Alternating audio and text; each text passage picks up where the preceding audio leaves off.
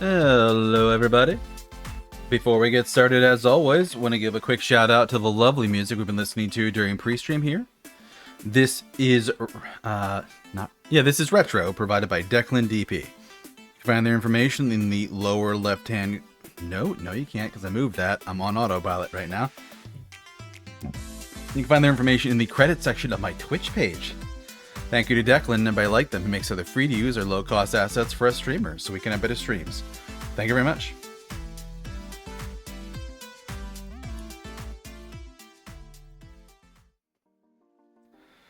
Hello everybody, good morning, good afternoon, good evening, good night, wherever it is in your part of the world. I am Deuscain, your variety type streamer for the night, and tonight we're returning to some Lil Guardsman. It is a paper please style game where we are a Lil Guardsman, and our father likes his sports betting a bit too much and put us in charge of his guard booth, where we met a really cool scholar lady who's like, "Kid, want to travel back through time and paradox shit?" And we're like, yeah. So, we have magic time travel powers and can do stuff. Yeah, that's pretty good. But last time around, we had the princess coming of age, and 'twas announced that suitors would be coming to suit her, and now she has disappeared. So, we gotta go find her at some point. But before we do that, we're going to do a little bit of chatting like we always try to do. So, happy Wednesday, everybody. Hope you're doing well. Hey, J-Log. Happy middle of the day. More middle of the week. It's the end of the day for me, but happy middle of the day to those in that time zone. But for everybody else, just happy middle of the week.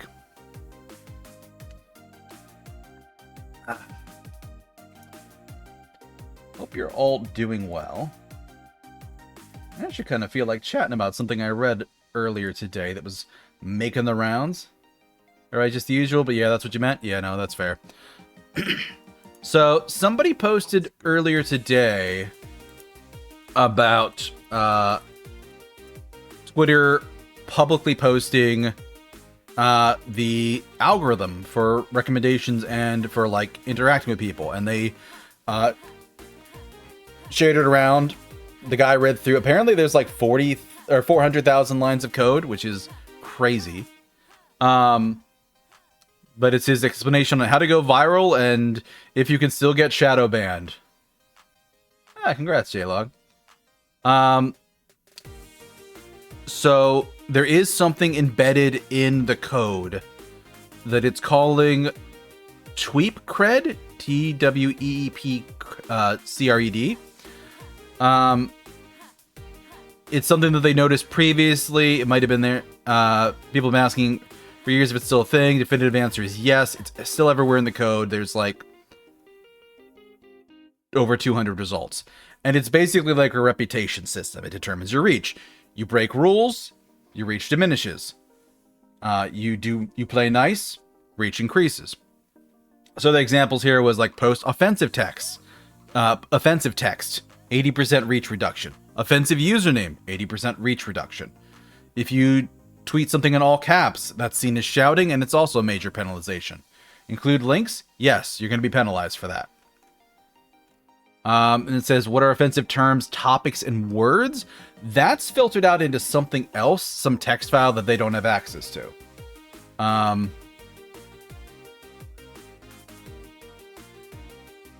Yeah, they're trying to find it, but apparently there's a bunch of other ways people can get deboosted. Part of it is low quality, like if you're misspelling things, or this person says tweeting like a moron. But also apparently replying to accounts that don't follow you is one of the things that has an effect. So that's a little strange. Might be why so many content creators just don't ever reply to people, and it sucks.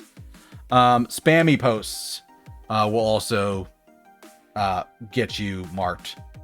And also being a new account. So you just start at, it says negative 128 when you sign up. And you need a minimum score of 17 to be seen.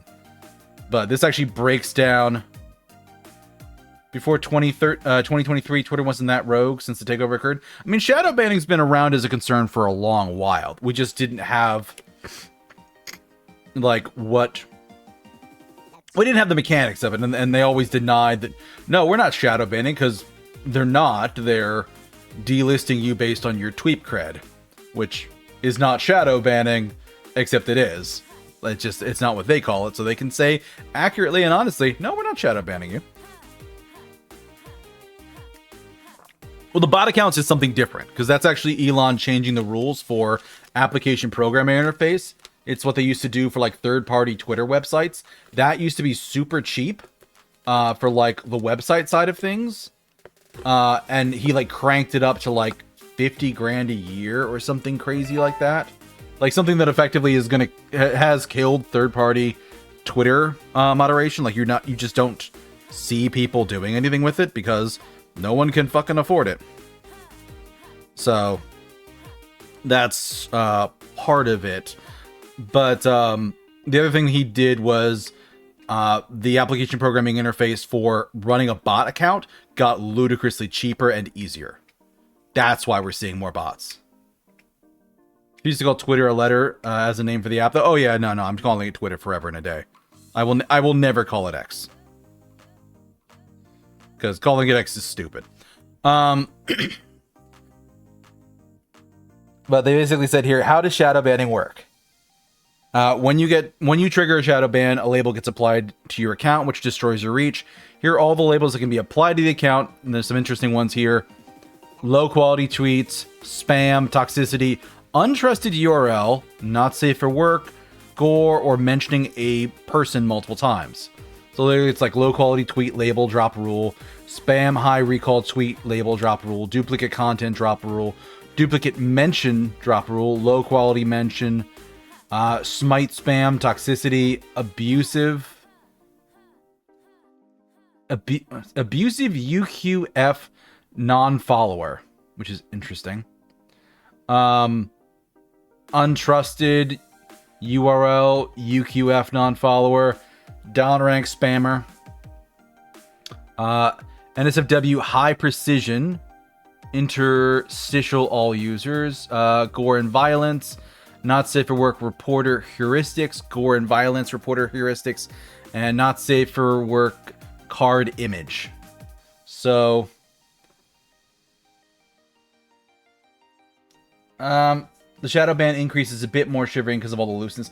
I mean, part of it is Twitter has gotten better, unfortunately, through the use of AI tools at detecting some of the things that they are saying here in the rules. Well, not Twitter saying, but this guy's saying.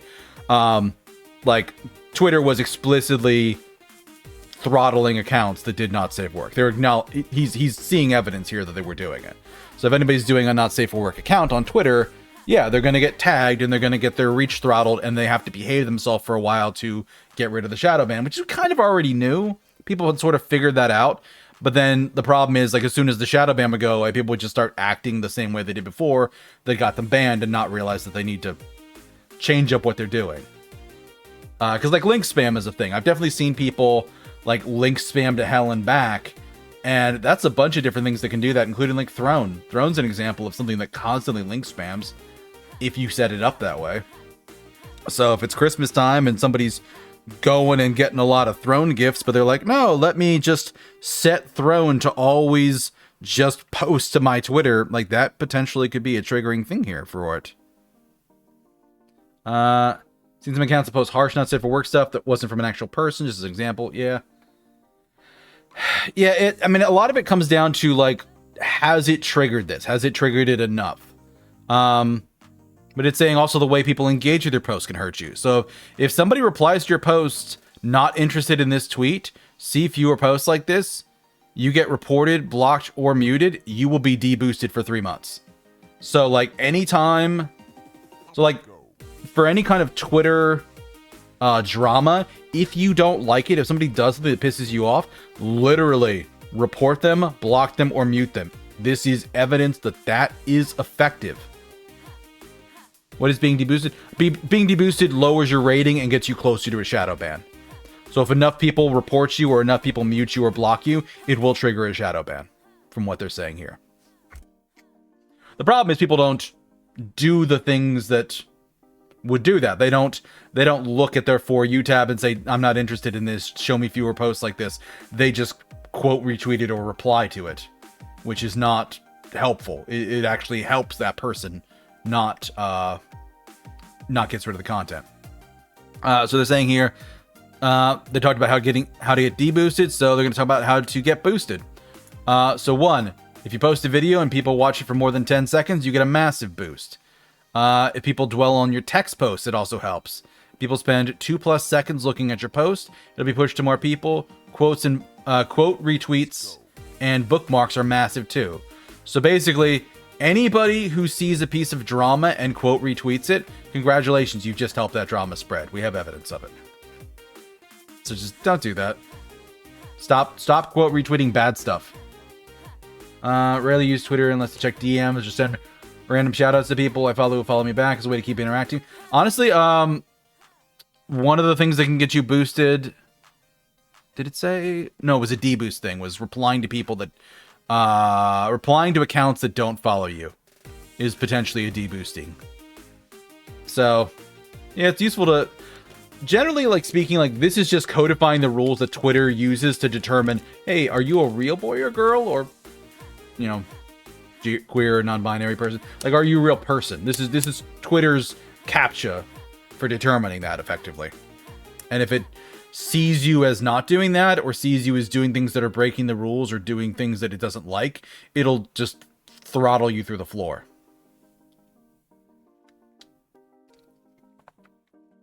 Used to tweet a lot a decade and a half ago. Yeah, I was more active, like, well, sort of. I'm still on it all the time. But I actively kept up with, like, 2 accounts 5 or 6 years ago. Like, I was regularly active on a couple places. Nowadays, I mostly stick to my VTuber Twitter. But, yeah. But other ways to get boosted, blue checkmark is huge. That really, really, really helps. If you are legacy verified, that's also a boost, but it's separate from the blue checkmark. It's just its own thing. And then if they consider you a viral account, you get a boost too. So send posts viral and you'll be prioritized. But their overall insights and summary of this is basically avoid offensive language at all costs, build your reputation score and protect it at all costs, get good engagement, quotes and bookmarks are massive. Quality is better than quantity for media. You need 10 seconds to watch for your media to be seen. Don't be an asshole, getting muted can crush you. And get the blue check mark. Create content that takes longer than 2 seconds to read. I don't get how people have accounts get monetized. I mean, at the level that you and I were probably at for Twitter, it doesn't make sense to, like, get monetized. But, like, there are people who have hundreds of thousands or millions of Twitter followers. Like, Elon Musk's Twitter account is almost certainly monetized. Because basically whenever he says something and people either like it or don't like it and react with it and interact with it and quote retweet it and tweet and retweet it, yeah, it's going to boost it, it's going to spread, and I mean, honestly, he owns the place. He can basically set his account to just ignore all the rules anyways.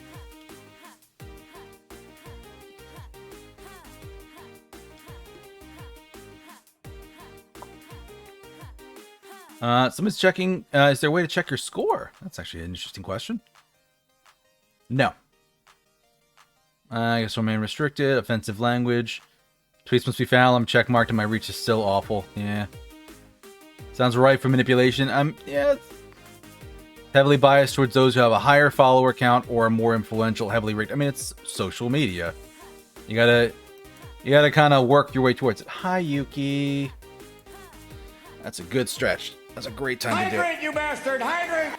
Yeah, compared to regular non-check accounts. I mean, generally speaking, like I said, this is really Twitter's, like, way of determining, are you a real person?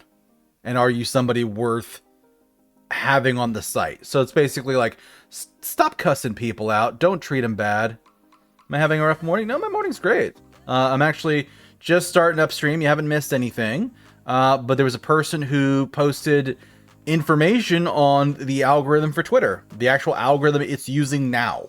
He read through all 400,000 lines of code, and basically explained it on social media. Actually, I shared that in the Underrealm server in tech support. I have a thread for it there.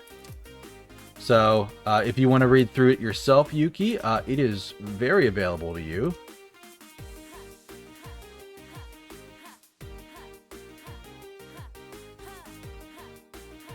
Discord told you can't go to an 18+ server until you click a setting on your Discord.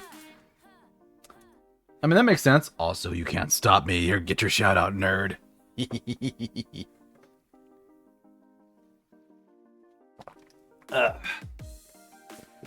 But yeah, basically, this guy's breaking down the rules. And long story short, don't cuss people.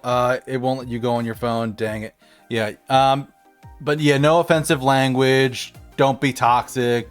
Getting muted will really hurt you. Also, quote retweets help spread things. So any person you follow who constantly quote retweets drama, they are helping the drama spread. They're actually making those drama accounts successful. So thanks, people who constantly do that. You're making it so much worse for all of us. But yeah, if you share a video and somebody watches it for 10 seconds, that's a big boost. And then if you're sharing something that needs to be read, if people stay on it for more than 2 seconds to read it, that's a boost as well. So yeah, there's a lot of stuff in there. There's basically like a hidden reputation score on Twitter. And effectively build that score by doing the good things and don't mess it up by doing the bad things and like cussing people out. You still think it's a double standard that check accounts are more privileged or entitled compared to regular accounts because rules don't apply to those, hence your prior point? I mean, from what it's saying here, there's a bonus and a benefit for it. Because the old checkmark system, the legacy one, is basically like you got a checkmark for being like a business account or a celebrity. Like Coca-Cola has a checkmark, which yeah, they're always going to have an advantage over you or me. Now Twitter Blue, I mean, that's people paying for it, and that it explicitly says in Twitter Blue, like, this is going to improve your reach. It's supposed to do that. So yeah, they're gonna build it in there, unfortunately. But blue check mark helps. Not being a jerk helps. Quality is much more important than quantity for media. But quote retweets and bookmarks are massive. Oh, Puccina. I don't think I have that one yet.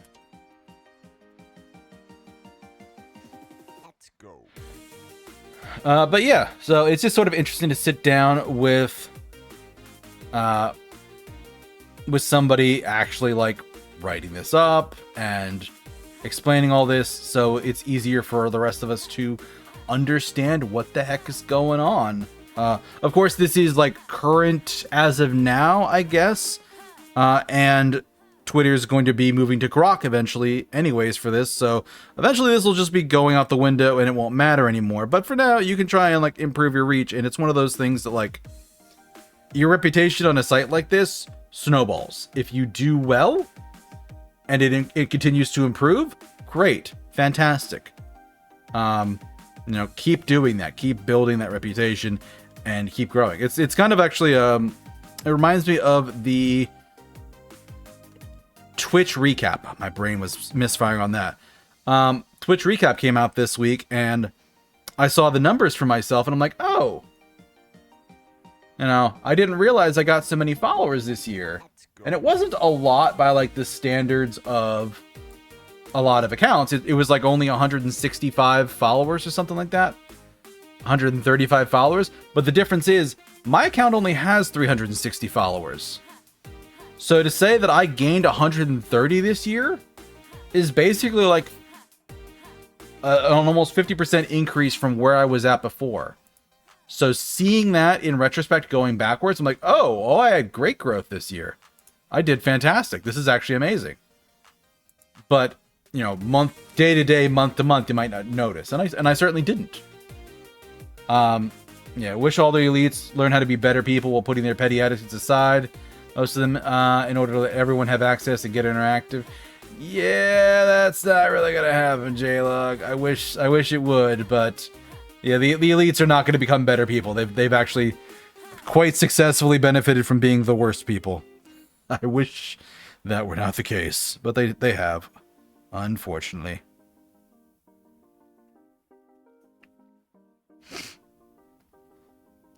But it's fine, I guess. We'll manage. Somehow.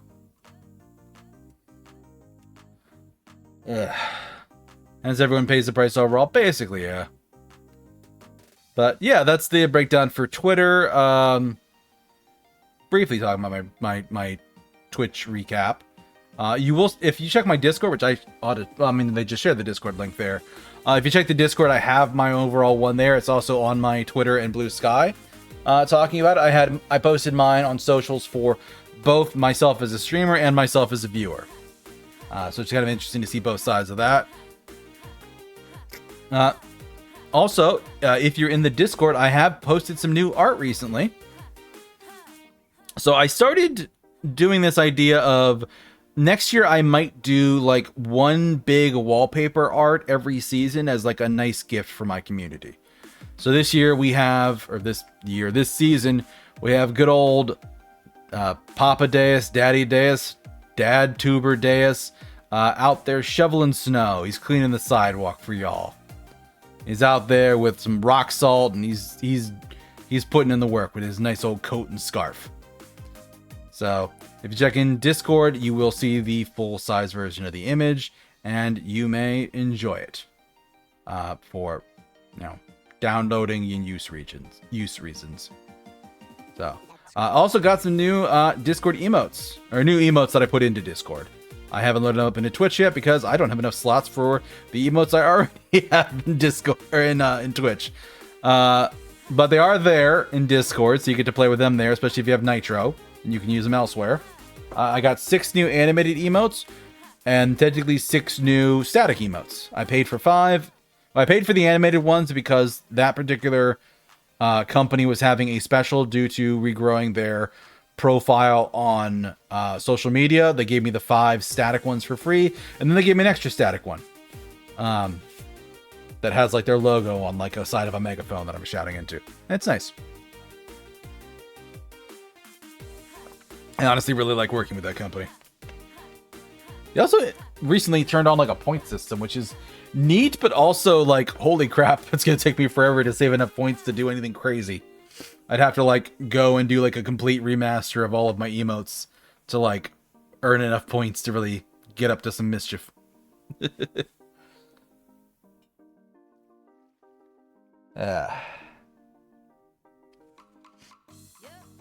But that's about all I had to talk about, I think. So I guess let's start up the game and hop in there. Let me click on that to bring it up, and then we'll switch over to the gaming one.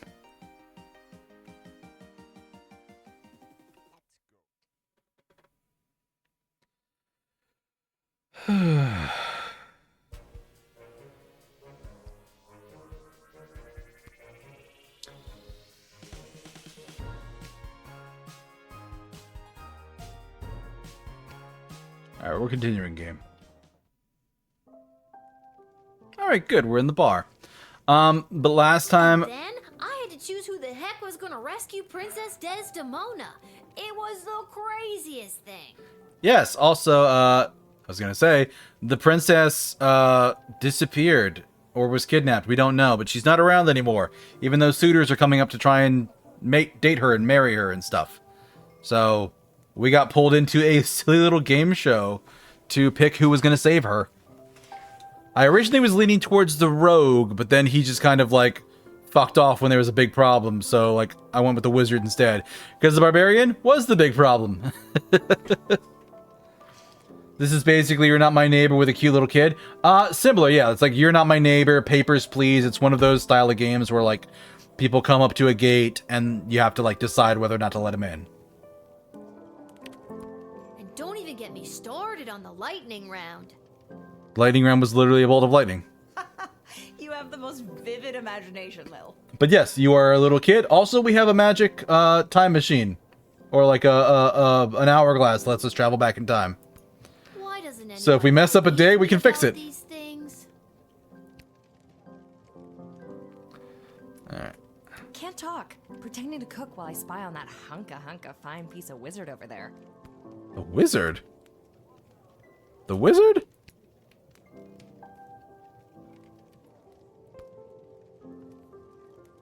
Salutations to you, little sister of this big, beautiful world. My journeys across this land have brought me here. I know. We met. At the gate? Whoa, I completely forgot. Gotta go easy on the Peace Blossom. Anywho, what did you want to talk about? What do you What know about the king? about King Oswin? After King Oswin died, it didn't take long for would-be successors to start lining up. 3 in particular: a young, headstrong counselor, a battle-hardened lieutenant in the Guard Corps, and the court jester. Although I don't know if anyone took him seriously or not. These 3 have been battling for control of the sprawl for years now. But what about the princess? She's next in line. True, but at the time she was just a kid. Now she's grown, but I fear that these outside forces are using her as a pawn. Anything else you want to know? What about the Do war? you really think war is on the horizon? Mark my words, little sister. The sulfur mines in Petrard have not been this busy in a generation, filling the air with smoke as they produce gunpowder and explosives. And the Marvog are sharpening their knives. How many ballets can there be? With a praetor already established, this looks like training to me. Even here in the sprawl, the power vacuum of King Oswin's death has everyone jockeying for position, threatening the internal balance of the entire kingdom. But then again, what do I know? Just an old wizard wandering from town to town looking for a little bit of joy to put in my pocket. I love you, wizard man. Anything else you want to know about? No, I'm good. This hat. Senor Hat. It is not as fantastic as my previous hat. My journey, it continues. I wish you luck, senor. Can't talk, Lil. Pretending to wipe the counter while I eavesdrop on the prince and the praetor over there. Wait, the prince and the praetor. Holy shit, the prince and the praetor are over there.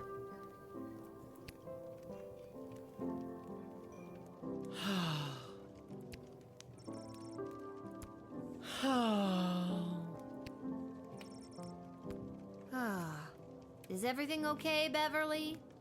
No, Lil. No, everything is not okay, Beverly. Well, you weren't let into the castle. How are you here? My dear true love, Princess Desdemona... Just to recap, this is the dear true love that you've never met, but one time you both happened to be at the Goblin Ball Stadium? You phrased that so beautifully. Yes, that same she. What about her, Bev? When I'd heard she'd vanished, I tried to get on So You Think You Can Save a Princess, but none of the advisors wanted me as their champion. Beverly, you're a janitor at the Goblin Ball Stadium. Maybe you're right. Maybe a guy like me can't be the hero in my own life story. Mom always said I lacked that main character energy. Tell me what to do, Lil. Should I return to my job or go off to rescue my darling love? What the hell? I say, go for it, Beverly. Risk it for the biscuit. Hell yeah, Lil. What biscuit? It's a metaphorical biscuit. In this case, the biscuit is the princess. And you think I should risk what exactly? Risk your life, Beverly. Without Princess Desdemona, my life has no meaning anyway. Back here to switch from mobile to web? No worries, J-Log. I appreciate you dropping by as That's always. so sad. Aye, indeed. And thus I will be off to find my destiny. Thank you, Lil. Don't mention it.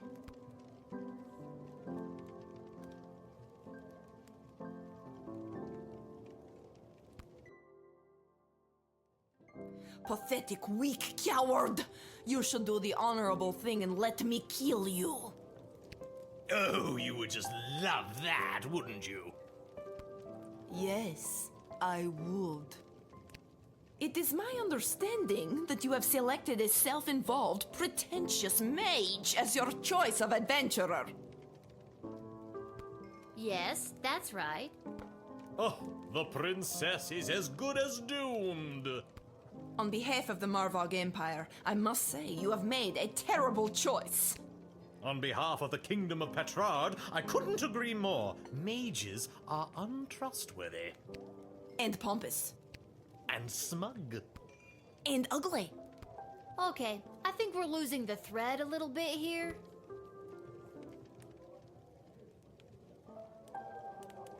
Looking back, I agree with you both. If I could do it over again, I would choose differently. Please forgive my error, and do not take it as a slight against your people. All right. It is forgiven. Ugh. What he said. I want those two to get together. It's going to be so funny if they do.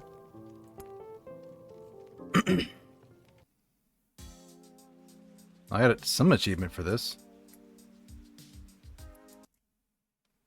What achievement did I get? Risk it for the biscuits. You encourage Beverly to embark on a perilous quest. Alright.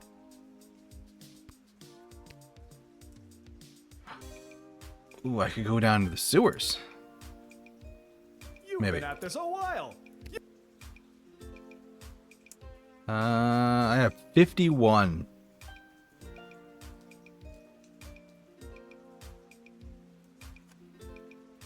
And I have nothing to sell.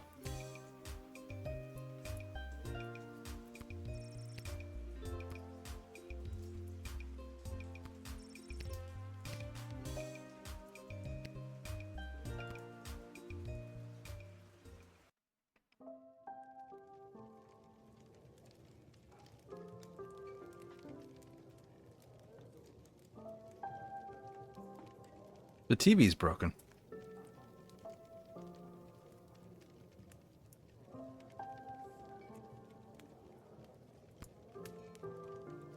Can I go somewhere else?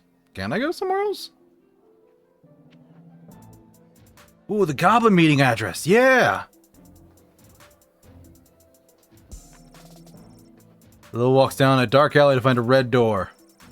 She knocks, hears movement behind the door, and suddenly a slit opens and she sees a pair of glowing yellow eyes peering out at her. Were you followed? What's the password?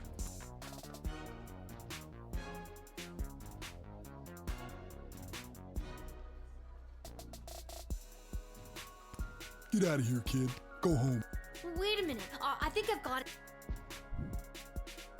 Viva la Gobolution.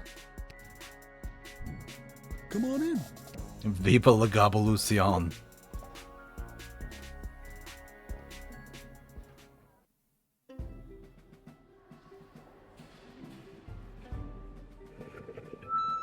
Don't even get me started.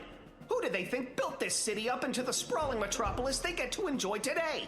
Because it sure as hell wasn't humans.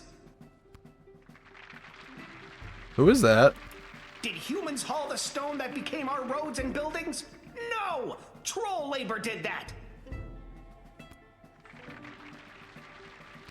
Did humans dig the intricate system of subterranean tunnels that became the world's greatest sewer system, getting our piss and shit off the streets? No! Our mole brothers and sisters did that!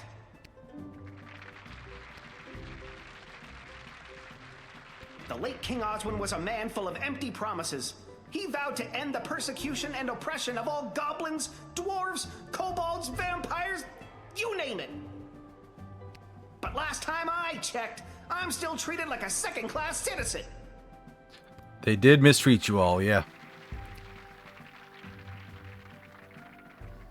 The day of the royal wedding approaches, and the powers that be are sitting fat, but they are blind.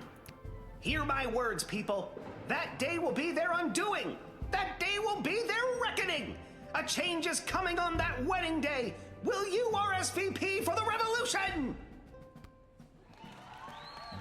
I hope this is the princess.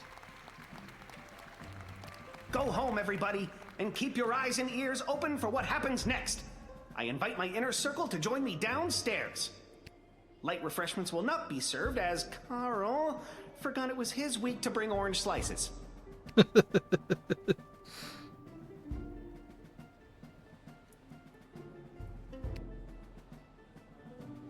How's it going, Gobos? You came! You owe me $5, Gary. It's worth it. Did you hear him? Isn't he amazing? What did you think?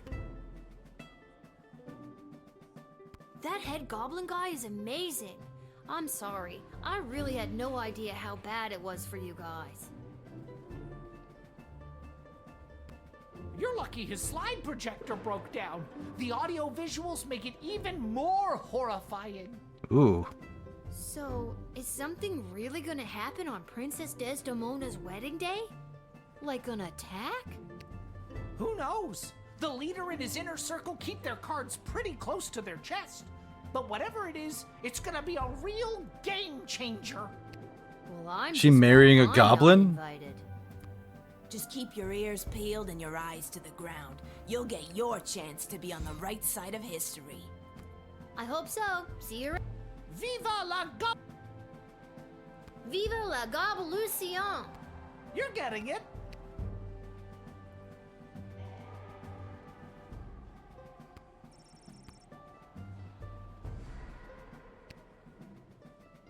Tangle web of corruption and coupons. I only have this section here? Oh, that's kind of lame. You can't go talk to the inner circle?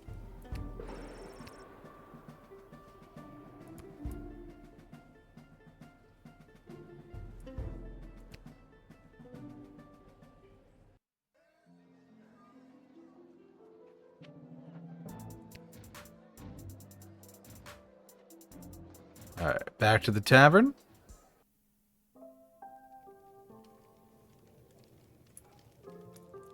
I think I've done everything I need to do, but are you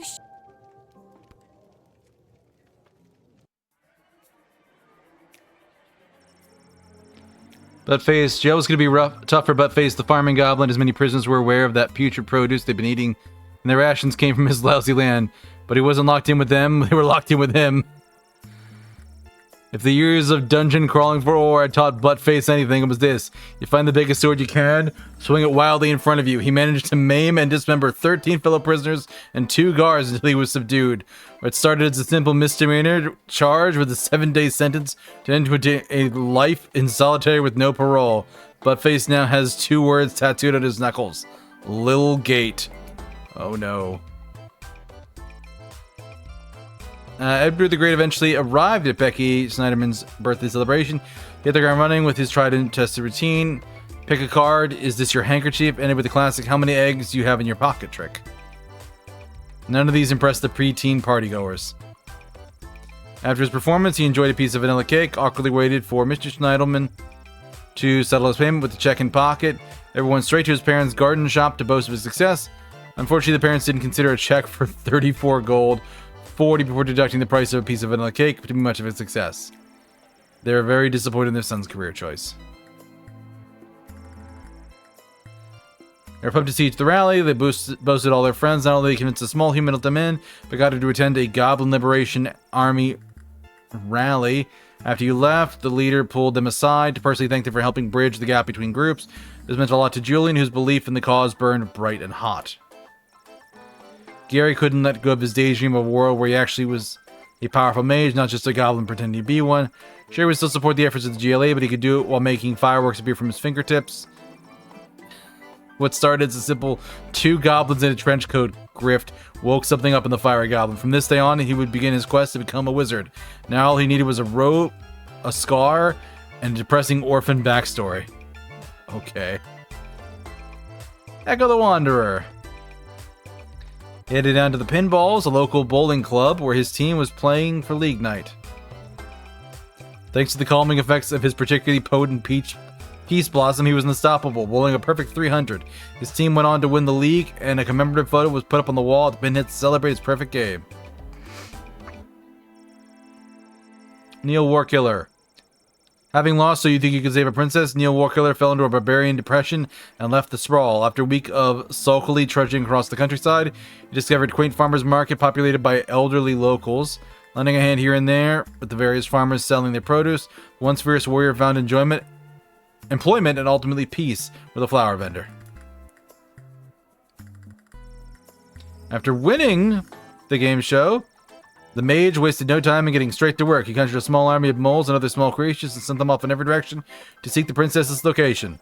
Unfortunately, and almost immediately, his mighty mini mammal militia was entirely decimated by falcons, eagles, and other large predators. Depressed by the mass rodent deaths he was indirectly responsible for, the mage returned to his tower. He was out of ideas. Give it a day or two, and the report that he was unable to locate the princess due to some entangled cosmic forces blocking his ethereal aura or some other nonsense. Oh, great. Having lost the contest, Perry Shoutson found his way to his favorite tavern in Little Ogre Quarter after one too many delicious margaritas. Perry got sloppy trying to pickpocket the bartender, was lifted off the ground by the bouncer, mistaking some bar snacks for one of his patented smoke bombs. The inebriated thief dramatically threw a handful of mixed nuts and then ran headfirst into a pillar. Everyone in the bar laughed at him, and Perry could have died from embarrassment if he hadn't already died from severe blunt force trauma to the head. Oh, Perry's dead? I liked Perry.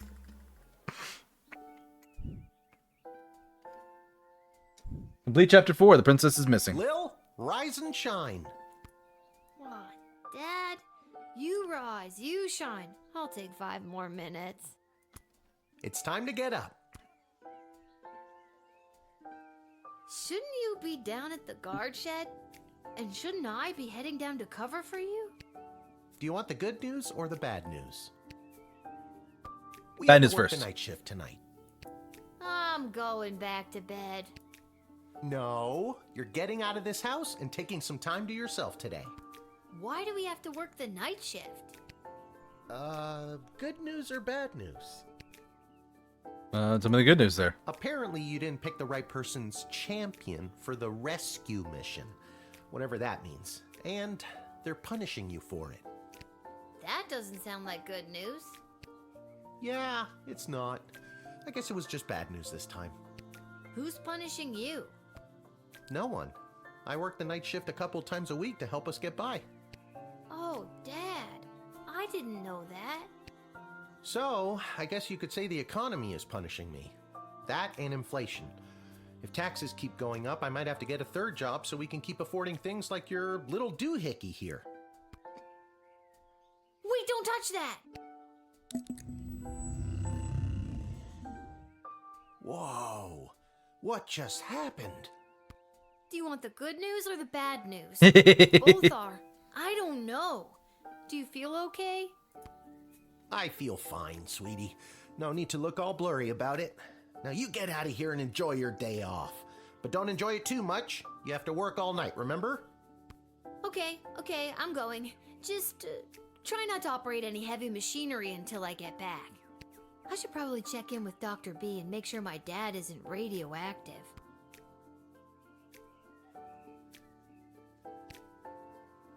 Now you get out of here and enjoy.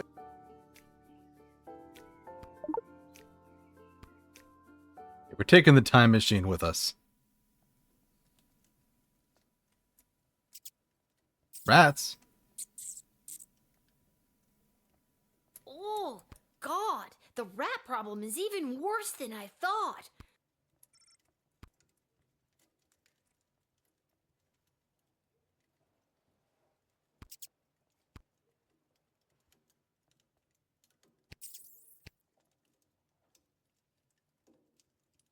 This hat, it is not as fantastic as my previous hat. My journey, it...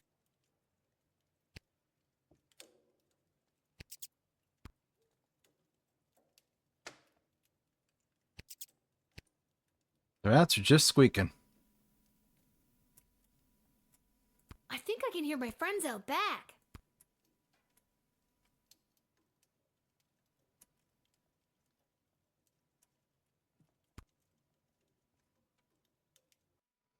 Am I going into the sewers?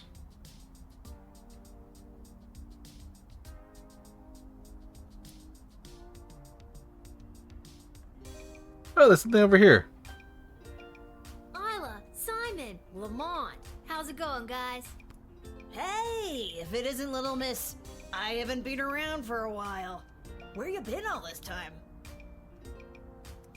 Not around. I got what every kid fears they'll get one day. Chickenpox? Worse than that, Simon. I got a job. What are you up to? Well, you just missed the rock throwing portion of our morning. Sadly, we chucked the last rock in the alley over the fence. Next, well... We were thinking of seeing if we could get our mitts on some of the cool stuff that Garby guys got over there. They look like magical toys, basically. No, bad I idea. use a bunch of those for my job, and even though they look like a barrel lass, they're serious business. Come on, Lil. For some reason, the world is basically treating you like you're old. Work your magic and score us some sweet loot. I'm not sure if it's a good idea, but I'll talk to Garbanzo over there and see.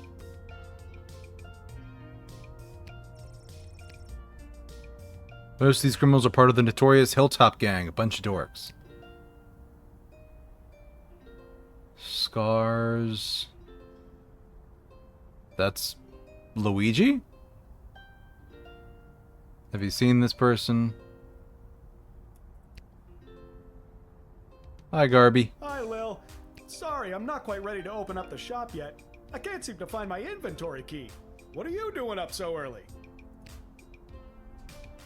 Working the graveyard shift tonight. So, I'm finally available to see some of my friends who have responsible parents and reasonable bedtimes. People like those small hooligans over there? Those aren't small hooligans, they're my friends. And I was actually coming to talk to you about letting us borrow a couple of items.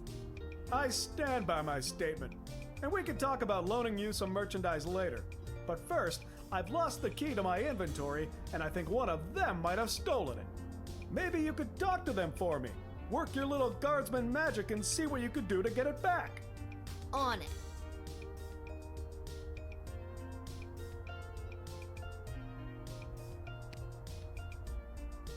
Alright guys, time to confess. Which one of you took poor Garby's inventory key?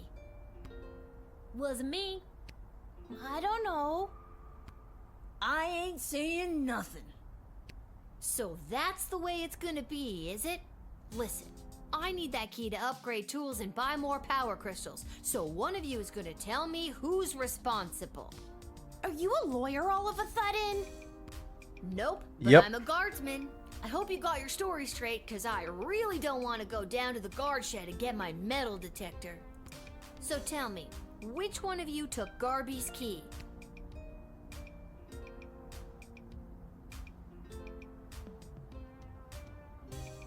Between you and me, I saw Lamont poking his big, dumb, handsome nose that sits in the middle of his gorgeous face all around that booth. It was probably him. Oh, he's such a bad boy, but also... It was Simon. I've never brought this up to the group before, but I think Isla is a kleptomaniac. I always see her taking things out of Lamont's backpack when he's not looking. But also, I could make up my mind now, or dig a little deeper. okay, maybe Isla isn't a klepto, but she did go through his bag just before you got here. Maybe she's got a good reason to be going through his stuff. I got here third, so I didn't see anything. I said it before, I'll say it again. It was Isla. Okay, so he's lying. I know it wasn't me. I'm in a bit of a two-strike situation with my parents, and I'll be sent to the National Ballet School in Marvog if I get in trouble again. But I'm telling you, Lamont got here first, and I saw him rooting around Garby's shop.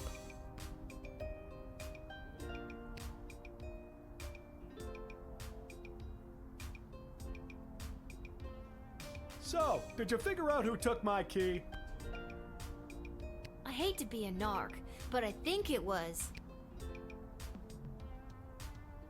It was probably Lamont. He's the tough-looking kid with the missing tooth. Thanks, Lil. I'll be right back. Hey, you! Mullet boy! Stay right where you are! Garby isn't smart, strong, or fast. By the time he reached the hooligans, they'd run off, but Lil had been correct and startled. Lamont dropped the key as he fled. Ugh, got the key back. And those hooligans ran off. It's a win-win. Now my shop is ready to open. For helping me out, I'd like to offer you some gold to upgrade one of your tools. Or load up on crystals. Whatever your Lil heart desires. Nice. Ah.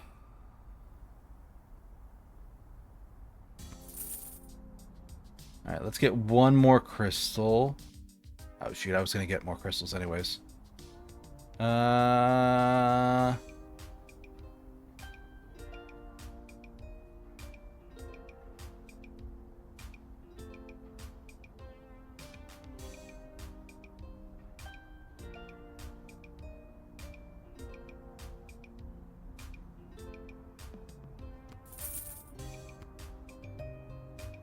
I'm good with that.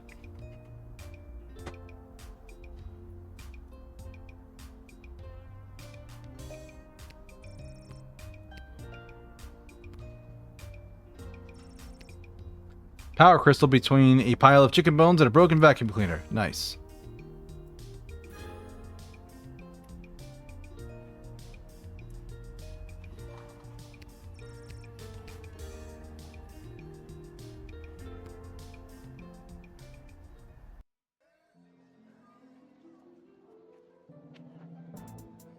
Malcolm's office, Coliseum for sports, the dig site, or the guard shift.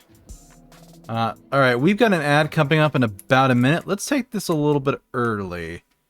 That way we get it out of the way. So I'll be back in 3 minutes, folks. Talk to you soon.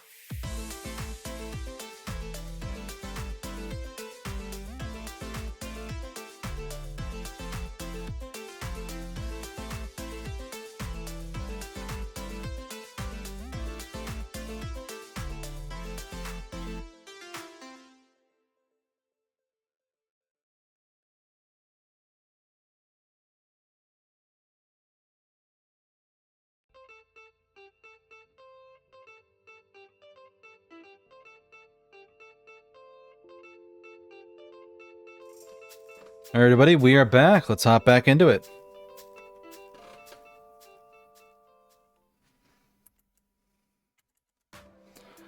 All right. So I have no money for the exciting Coliseum for sports, and I also shouldn't sports bet. You could do the dungeon or Malcolm's office, but let's do the dig site. It's closed, but there's a note. Convened a meeting at the Mages Guild. Dig site is closed for the day. Well, that's just great. What am I supposed to do now? I guess I could go back in time to when she was here.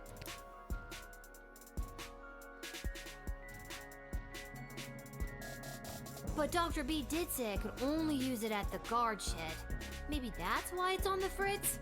I better just get to my shift before this thing explodes.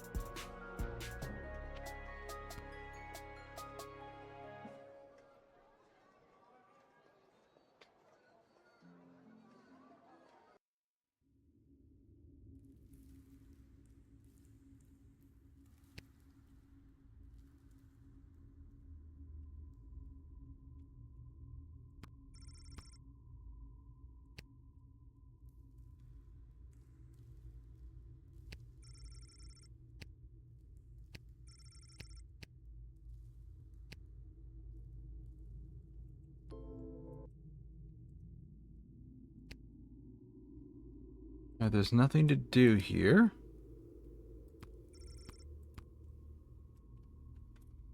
Why give me stuff that why give me an area that doesn't do anything? That makes no sense. Alright, let's go to the Coliseum, see who's here. Maybe there's something interesting going on here.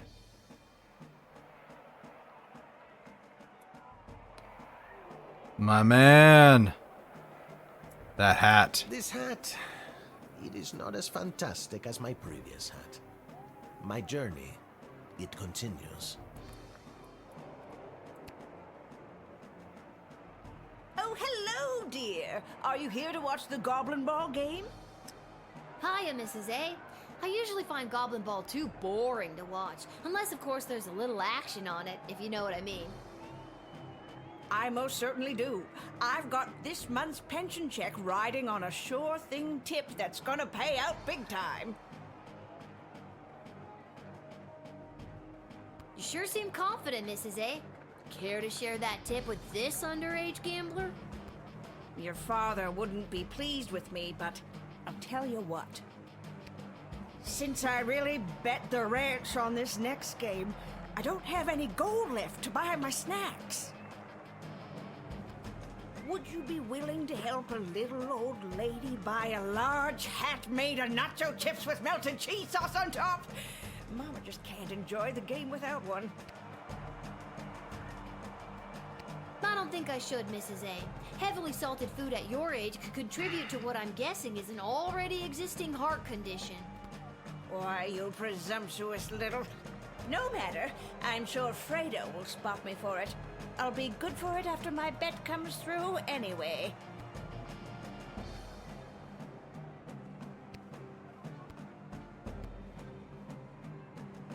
Step right up, one and all, and win some money on the Goblin Ball.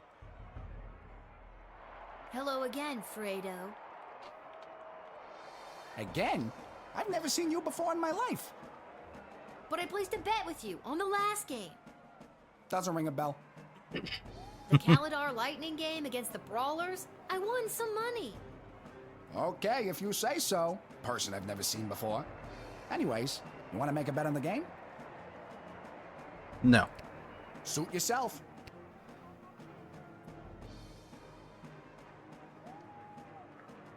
Milton Marauders and Sprawl Brawlers. Let's watch some Goblin Ball. What an embarrassing series of unfortunate accidents for the Sprawl Brawlers. First, Jorbala Pepstein failed to barrel roll out of the way of the Marauders' lightning-fast offensive line. Then, the dynamic duo, Edie and Audrey O'Goblin, only shaved 12 of the 14.7 seconds off of the time the Brawlers needed to open the Diamond Snorf's cage. It all comes down to the final wagon wheel toss today, folks, and the coach has sent in Sir Warren of Bainbridge, the bad boy of the Brawlers' midfield passive-aggressive line.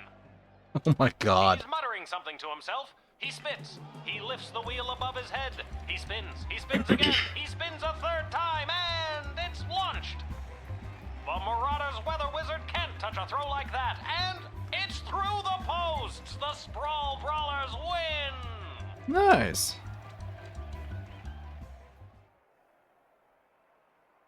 You could have made some real money.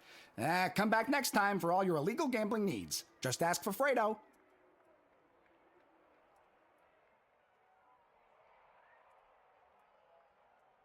The game's over. I should.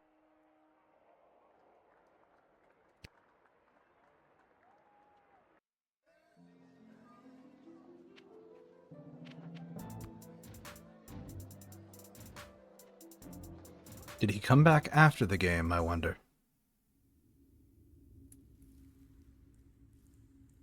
My lights aren't on, so I'm guessing no.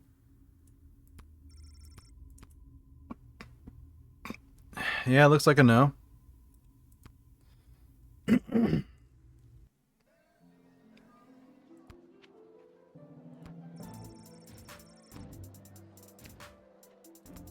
Shift time.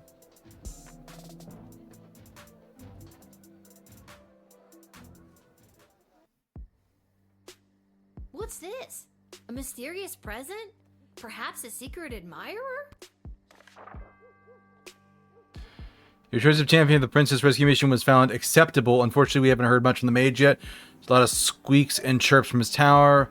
Please find enclosed one-time bonus for your proficiency of character evolution. Ta-ta for now.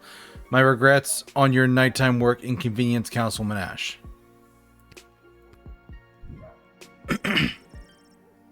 A free truth spray slot upgrade. Sweet. Nice. There's no writ for the night shift. There's a book labeled Monster Manual sitting in front of Lil. Monster Manual First Edition. Doppelgangers and shapeshifters. Very rare. Shape change and sneak attacks. Susceptible to physical damage. Chaotic evil. Small to medium humanoid. Does your loved one seem more addled than usual? Then maybe they're replaced by a doppelganger. These creatures have the ability to superficially assume the appearance of anyone when dealing with a suspected shapeshifter. Show them an item they should recognize where possible. Show them their child. Show them Jimmy. Chemical compounds such as patented trucium have no effect on what are essentially gelatinous blobs. Forest entities. Weakness is fire. Woodcutter axes will slowly administer town hall meetings.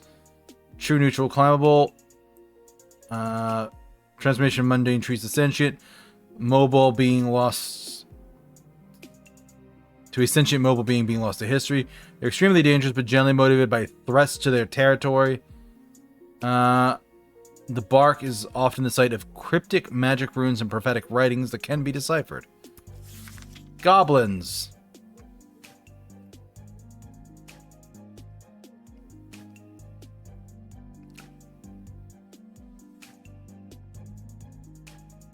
Susceptible to physical injury. Herring, red. 50-50 frequency. Goblins are very common. Rents are very rare. Doppelgangers or shapeshifters are very rare.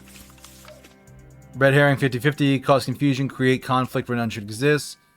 Small fish to giant and everything in between. Beware the red herring. Its siren's call is that adventurers to follow the wrong path or find enemies where none exist. Use your judgment and don't believe everything you see or hear.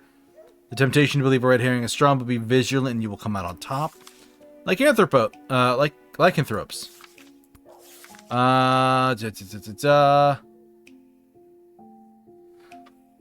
Academics are split on whether this is a magical affliction or medical. The cursed or afflicted person suffers an attack or bite, comes the first full moon, transforms into a half-man, half-beast killing machine. In most cases, the individual remains blissfully unaware, but in some cases they know and desperately seek asylum to save their loved ones from the dark passenger. Mole people, common. Taking and biting when provoked. Weakness, daylight, though that's non-fatal. Alignment is varied, size small. Subset of humans and elves carved out a life in the ground. Evolutionary branch began to change to accommodate their new existence. They became smaller, relying more heavily on their sense of smell and their underdeveloped eyesight. Do not persecute the mole people. They are not to be punted after well without mole person labor and digging know-how. The sprawl wouldn't have enjoyed the world's greatest sewer system. Necromancer. Weakness, their egos. Size, all bodies are beach bodies. What does that mean? Magic practitioners who have broken their codes and oath turn to forbidden acts. Although not illegal, they should be discouraged from entering the sprawl. Mages Guild would gladly welcome a fallen wizard who has seen the error of their ways back into the fold. However, not one has yet chosen to give up the dark arts once they've tasted that sweet, sweet necromancy. Vampires, common! Alignment usually evil, but don't judge a book by its cover. Previous centuries, there were the stuff of myth and legends. Recently, as a result of powerful vampire rights movement led by goth rock icon Vlad Extreme, vampires have come out of the closet, and many have become productive members of society. So doppelgangers use the whip. Hence, I can use deciphering on them. Okay.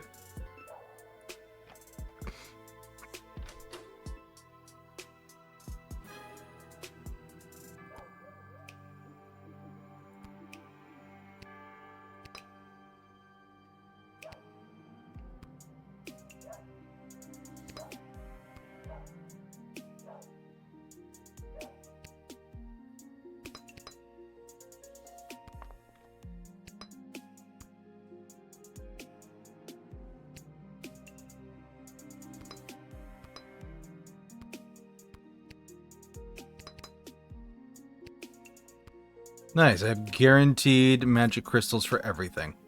Though I probably have more things that need the whip than anything else.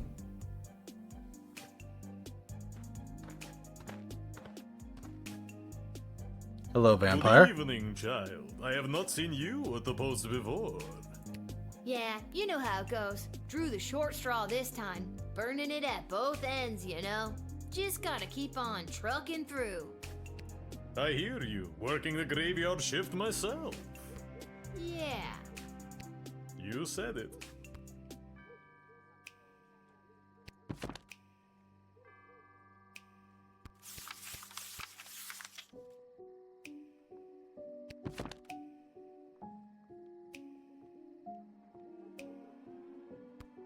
What did you say your name was, sir?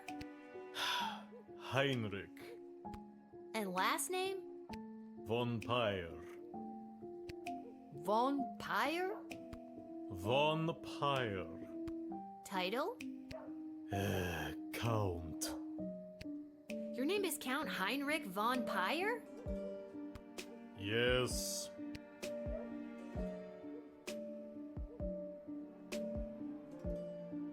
That's a fun name to have. It is? It is! Why, thank you, little girl. I happen to come from a long line of vampires.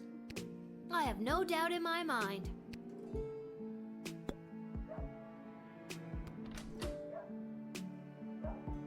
Let me just use the truth serum.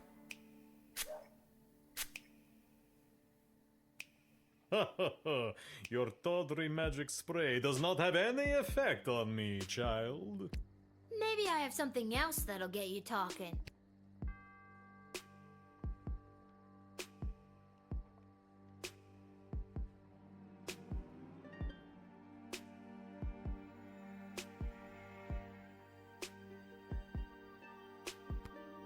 Well? I thought I had an idea there for... So, are you, Running late? Yes, I am. So if you wouldn't mind inviting me in, there is an urgent matter I must attend to. Did you say invite you in? Yes, it was an arrangement I had with the guard who normally works this location. An arrangement that, if broken, would be a real pain in the neck, so to speak. I love all the puns. Okay, but why do I need to invite you? It's just a nice thing that people do for people. Wouldn't you like to be invited into places? I guess I would. See, it's a perfectly reasonable thing to do.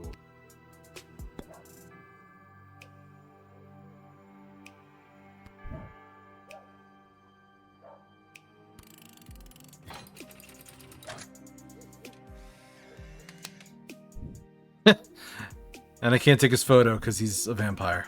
Would you care to enter the sprawl? Why, thank you for the lovely invitation. I accept.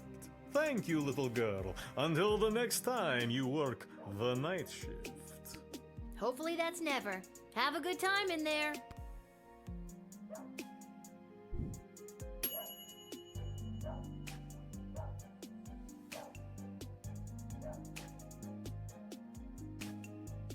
I mean, that's not awful. It might work.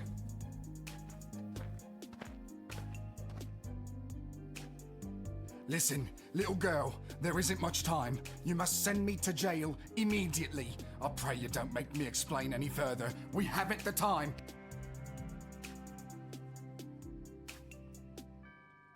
This guy doesn't seem interested in small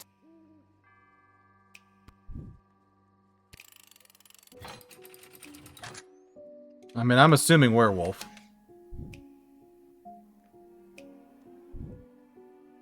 Thank you. Bless you, child.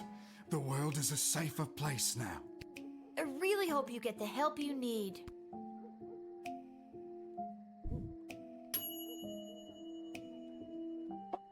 Lycanism, you made the right decision and quickly. He didn't kill me.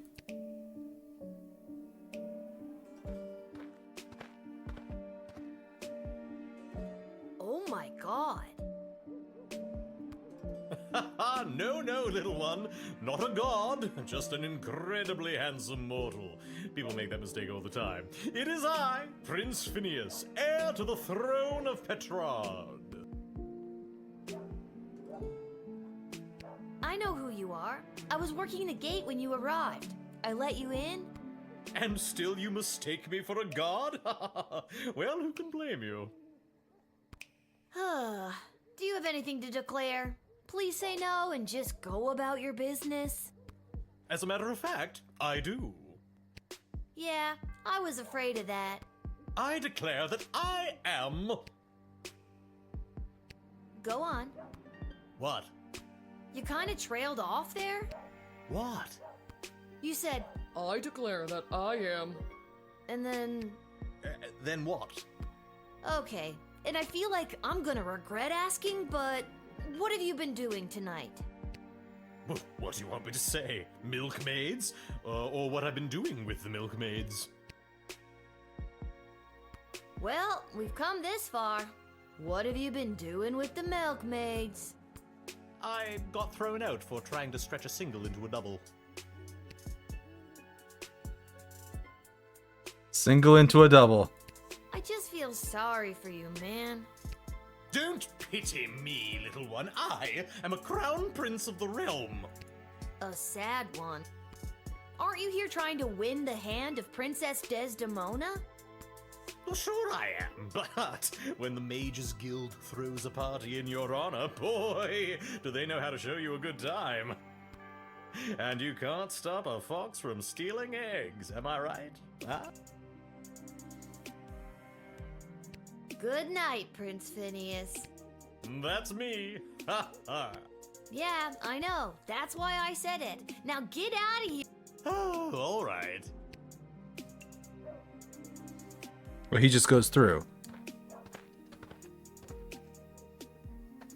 Good evening, my dear. Mrs. Abernathy, you're out awful late, especially with all these comings and goings about the sprawl. Oh, my stars! Would you look at the time? How the day does get away from you.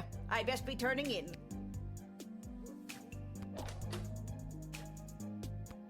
Whip.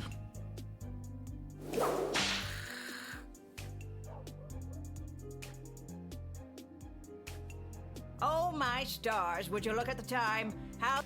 Yeah, that seems...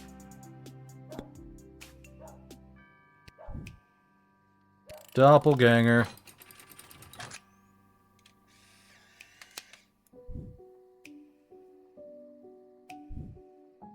I'm sorry, Mrs. A, but I think this is for your own good? Boy, that felt awful to say. Oh, my stars! Would you look at the time? Guards, take this sweet little old lady to prison. Well, that's weird.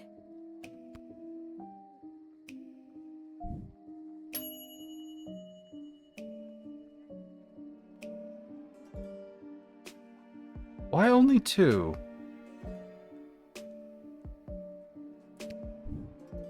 Let's rewind on that. Let's go back to that one.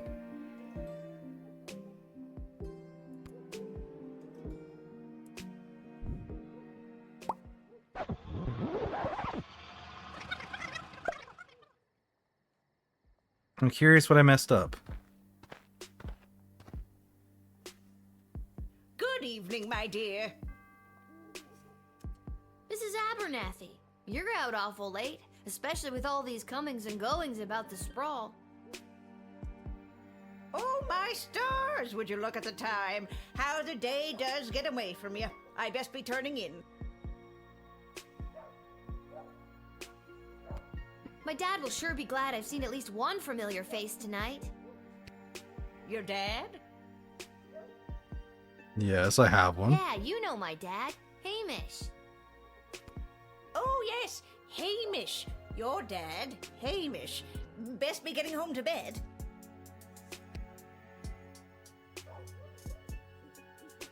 That's funny. I don't think I've ever heard you call him Hamish before. Yes, usually I call him your dad. No, usually you call him Shamish. Yes, Shamish. Best be getting home to bed.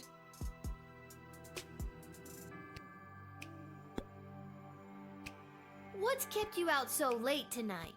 Well, with all these comings and goings about the sprawl, I've been out of sorts. My routine is all over the map these days. Best be getting home to bed. Even so, it's pretty late for you to be out. Was there something special happening tonight? Something special. Well, with all these comings and goings about the sprawl, I've been out of sorts. My routine is all over the map these days. Best be getting home to bed.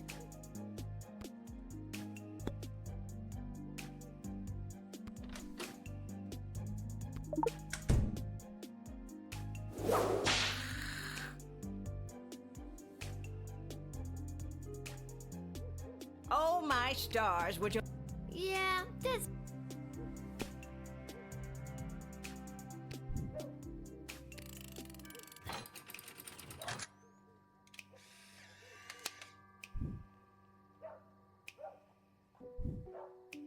I'm sorry, Mrs. A, but I think this is for your own good?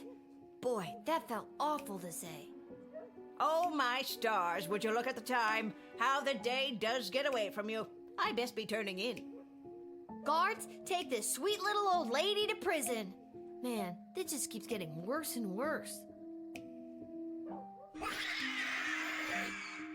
Well, that's weird.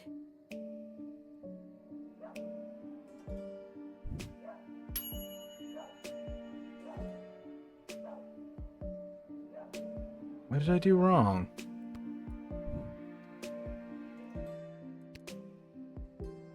Yeah, let's go back.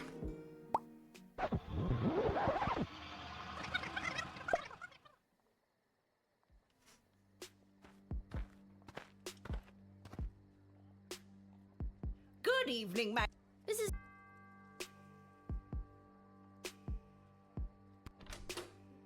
Alright, let's just immediately jump to the web.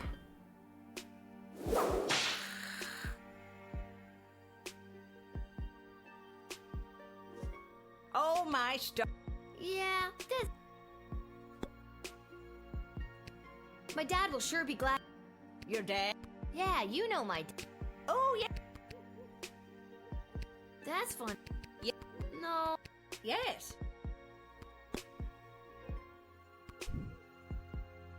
Let's just deny her entry. How does that go?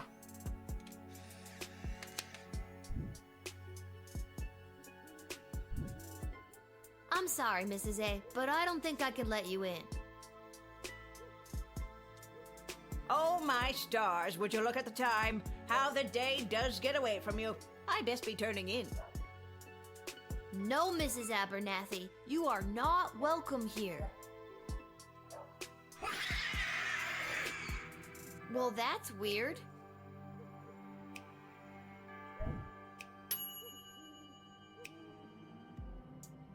Made the right call. Okay, so turning her away rather than arresting her.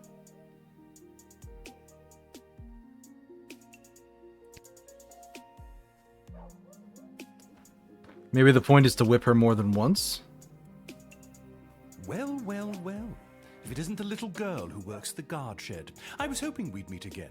I'd love to stay and chat, but I have a rather important meeting to attend. That's a necromancer.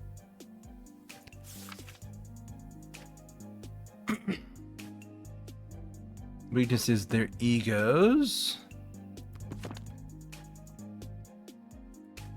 And what exactly is this meeting you're attending? If you must know, I was summoned by Praetor Kargan personally. It is a highly confidential matter that doesn't concern you.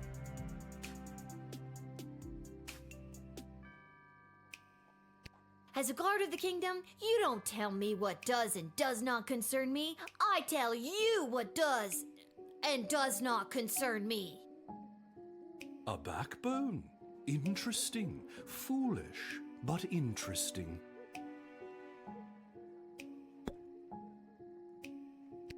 Why does Praetor Kargan want to meet with you?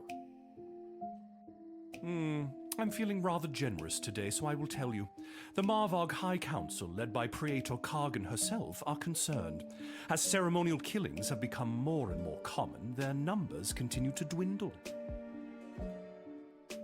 With that in mind, the Empress reached out to me regarding the practice of necromancy to preserve the life force of some of these brave fallen souls.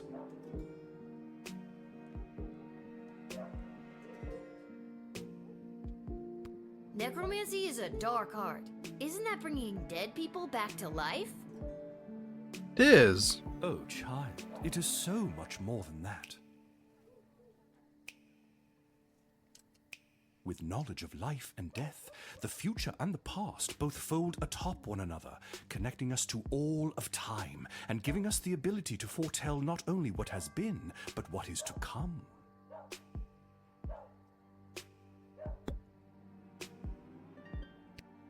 I've told you my business. I've played your game. Why do you continue to bar my access? Yet another example of people in power doing their...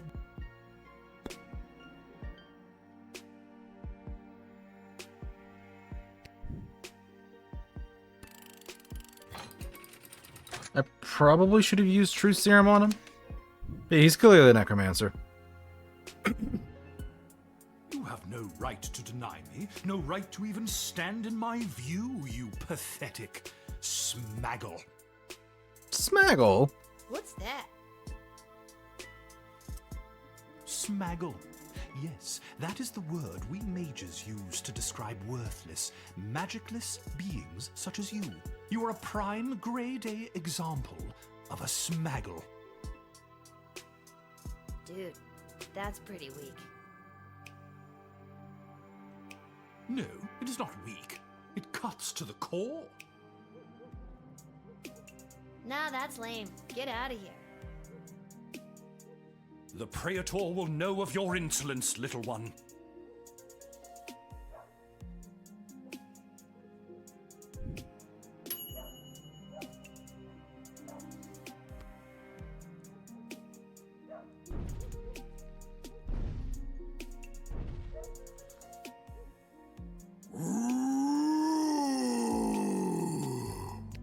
Oh my god! Are you some kind of scary tree monster? Yes! Now let me in or I'll thwomp and stomp you!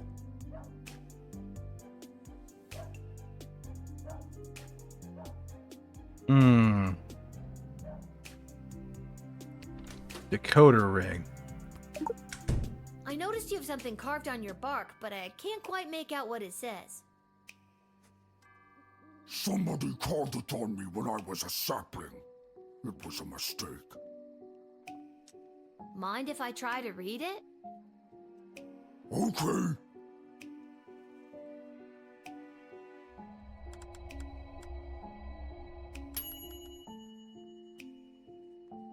It it reads, to lodge all power in one party and keep it there is to ensure bad government and the sure and gradual deterioration of public morals. Does that mean anything to you? That was the words of person who came to woods to write. I remember him, Mark Goblin Twain. He was inspiring to Scary Tree Monster. Talked about how to make change in world. And was it through stomping and thwomping? No, it wasn't. That was Scary Tree Monster's idea. He spoke of change through something called corrupt government systems. Maybe there's a better way to get people out of your woods. Maybe a more official way. Are you saying Scary Tree Monster should run for government office to implement real systemic change? Yes. Sure, why not?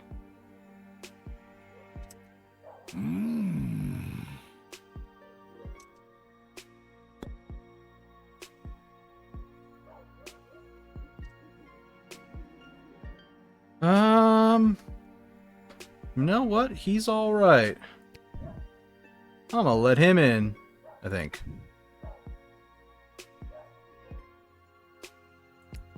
And what business would you say? Too many people come through my woods. Too many strangers stomping on our roots and throwing their garbage on us. Me and my brothers and sisters say no more.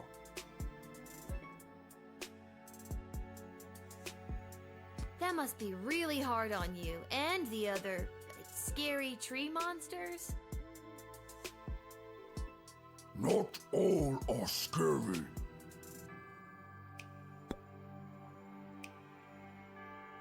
Yeah, no, he seems legit. I'll let him in.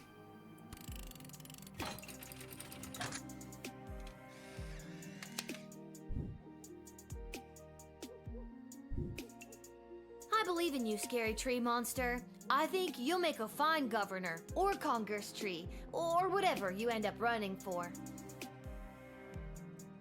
Thank you. Now all I need is a snappy campaign slogan.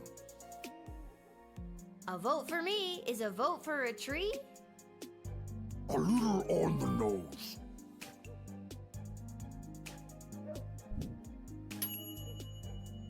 You diverted the life path of a violent monster towards a life of politics and public service.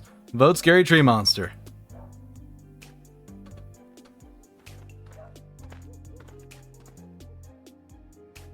Hello. I wish safe passage through this gate. Can do. I'm just gonna need you to lift that hood. Gotta see if you're human or elf or gelatinous blob. We've had all types tonight. It's Princess Desdemona. I'm afraid I can't do that. I assure you, I am human. Now, please allow me safe passage.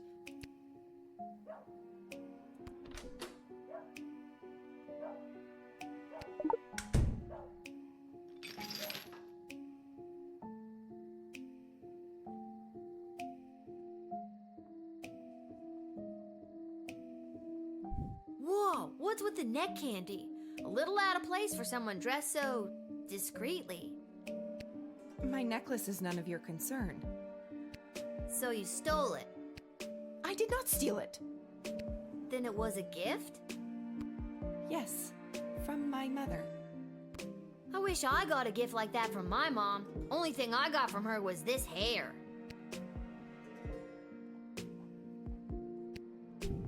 You know, I could keep this in order to get you to tell me more about yourself, but I won't. I greatly appreciate that. Greatly enough to tell me who you are? No. Aw, you're no fun. That emerald looked like the real thing. Maybe I should call one of the higher-ups about it.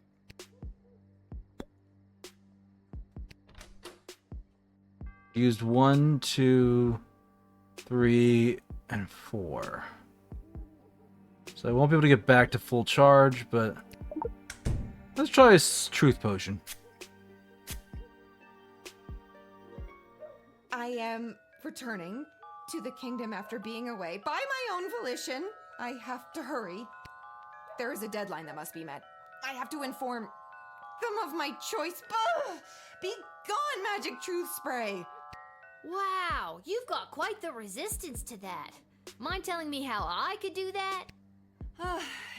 It takes a strong-willed mind and a small knowledge of sorcery. How about a wandering brain and a great knowledge of rocks?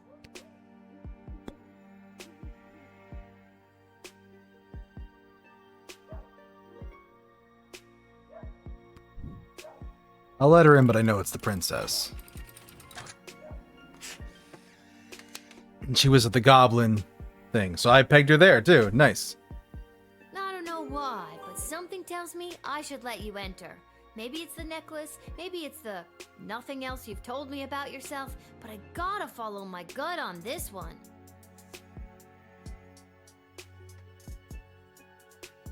Thank you. The choice you made here today will not go unrewarded. Tacos. What? Make my reward tacos. Okay, sure. Hooray!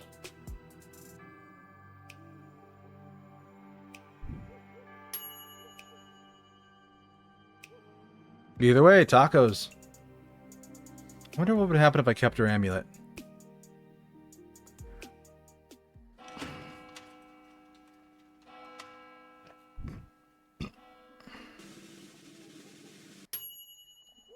Not bad.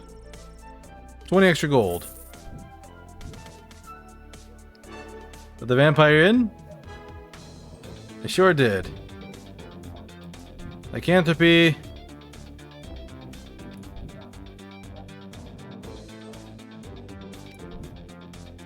Did great for the scary tree monster, and I did not get hers perfect, but I figured out who she is.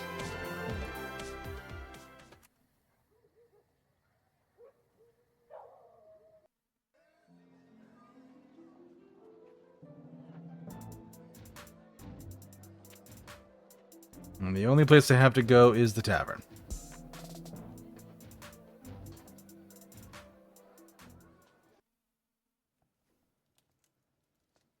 Oh, hey, princess.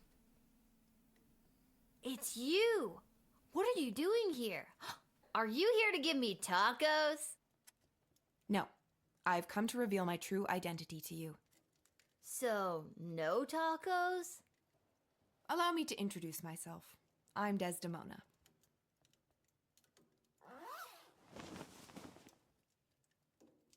Princess Desdemona? Nah, I knew it all along. No, you didn't. Why split hairs? But what about the kidnappers? There were no kidnappers. I disguised myself and ran away. I'm sorry for all the commotion I've caused. I had to get away to say goodbye to someone important to me before my wedding. I don't understand. I'm being forced to marry one of the suitors from these two rival kingdoms. Yeah, that's old news. What I don't understand is why you, a princess, are here talking to me about it. Shouldn't there be more official people that could play therapist? Like Stryker? Ash? Oh god. Oh, not Malcolm. I know my father had faith in them.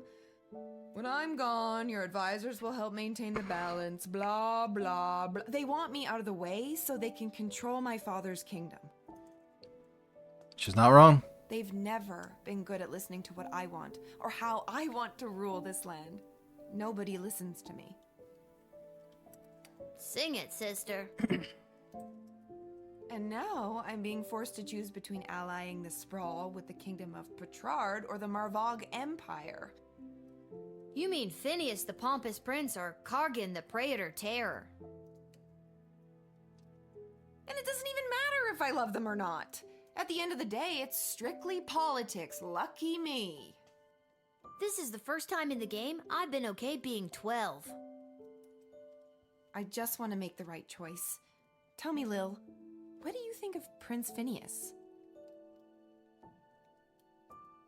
He might look like a prince out of a storybook, but he's not a good dude. And what about Praetor Kargan? What do you think? Look, I'd be lying if I told you I wasn't already planning my Halloween costume based on her look.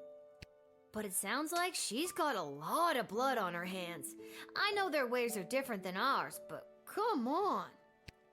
So if you were me, and you had the future well-being of the Sprawl in your hands, who would you choose?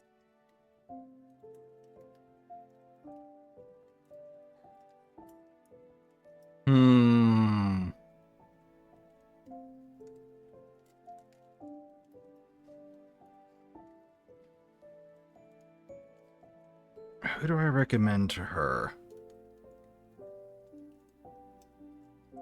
I mean, purely from a, this is going to be more helpful than the other one. I mean, the guy who makes his kingdom makes bombs and gunpowder seems like a pretty good candidate. But also the war chief of Marvog seems pretty great too.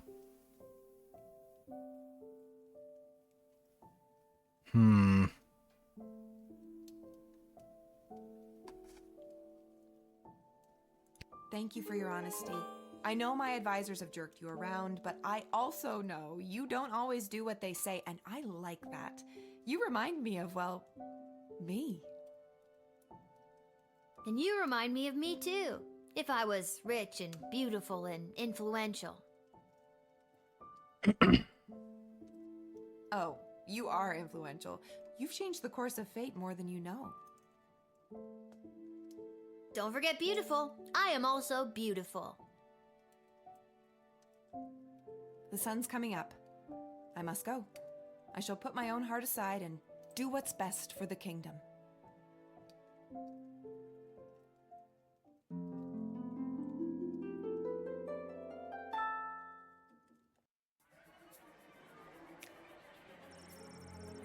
Although clearly a vampire, he was also a registered chiropractor with a private practice in the outskirts of the rapidly gentrifying little ogre town. After entering it, he went to his clinic open for the night. He had a long list of appointments. Acupuncture with electric current for the thing from Frankenstein's monster's stiff neck. It's gonna be a typical night until an angry mob brandishing pitchforks and torches showed up at the door. The horde was led none other by Myrna Herkin, a local school teacher and leader of the Better Business Bureau. While the lumbars are being loosened, there was a steady growing number of complaints about neck bites and anemia. She was there to put a stop to it. Maybe it was the light of the torches, but it took one look for them to fall in love. Or perhaps it's a powerful vampire. One of those things. He swooped down, lifted her out of the angry mob. He bit her at least 3 times and made her drink his own blood to facilitate her own vampiric transformation. She left her gig at the Better Business Bureau. Now the Celt welcomed his new soon-to-be bride to his castle. Now, along with dealing with that pesky Van Helsing fellow who was trying to kill him, Heinrich also had a wedding to plan. The afflicted man was safe from the transformative rays of the full moon, and even should he have transformed, the thick iron bars would protected everyone.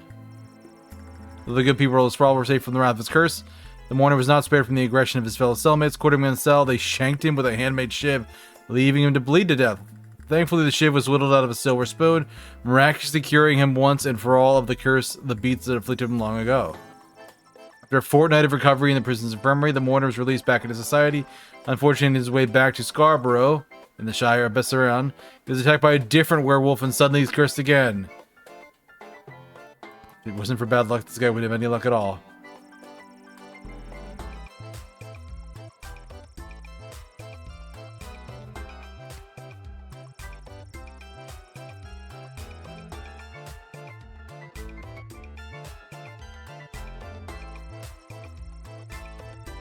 Horrible shape-shifting monster running off into the night. The creature assumed a different identity and gained entry to Sprawl at another gate. Oh, I should have.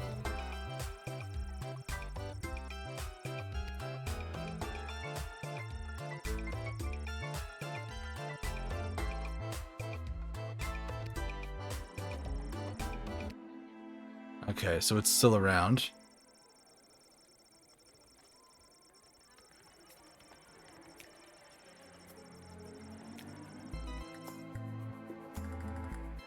Yet the alliance was put in place and the Praetor was chosen for marriage to the princess, who knows what nefarious plans would have unfolded.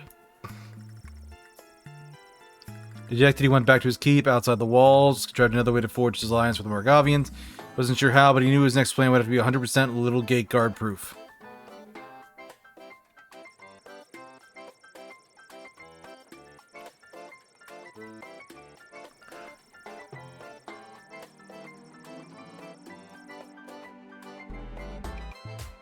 Oh, he killed the cleric.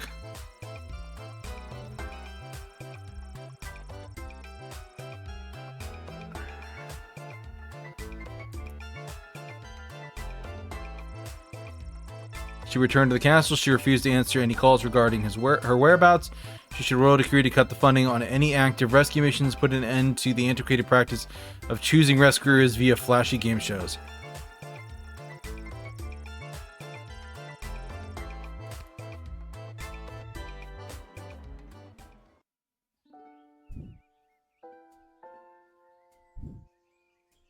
And although the Night shift is has come done. home, she is still remaining quiet on where she was during her missing time, but frankly, I do not care. She's got that look at me, I'm back attitude, and it reflects in her style. You know it. She was seen returning to the castle rocking those possibly was kidnapped leggings, all while sporting a I might have just run away and ran out of money hooded cloak. What do you think she's gonna be wearing at the wedding? No idea, but no doubt it will complement her chosen spouse's home kingdom. That's right. Princess Desdemona has finally made her choice, and it's Prince Phineas Pomp of the Kingdom of Petrard. I knew it was going to be them. It was the obvious choice from the get-go. So obviously obvious. So long Praetor Kargan of the Marvog Empire, you just didn't make the cut. Bye. Bye-bye. See ya, wouldn't want to be ya. Bye. Bye. I wonder how long they go on for. Bye-bye. See ya, wouldn't want to be ya. Bye. Oh, it's still going. Bye. Bye-bye. See ya, wouldn't want to be ya. Bye. Bye. Okay, that's long enough. So, she made her choice. Her life is filled with intrigue, and I feel like I am now somehow intertwined with her fate's path. Oh well, off to go see what the gang's up to.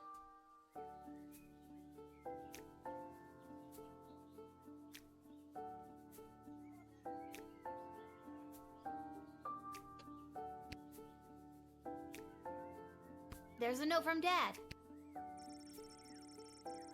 Here's some excuse why I can't work at the guard shed today. Love, Dad. Back to the guard shed for me. Wait a minute, where's the chronometer? I always leave it right here. Oh no. Nope. Nope. Not in or under. It's not in there. There it is. What's it doing under the bed? Spooky. I don't remember putting it there. Wait, what time is it? I don't want to be late. For a time machine, you'd think they could have at least put a clock on it somewhere.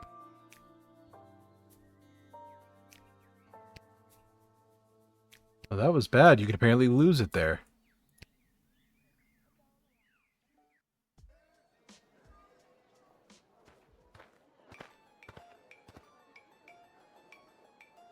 The Praetor has been greatly dishonored by your Princess Desdemona. This rebuke is a slap in the face to all Marvog.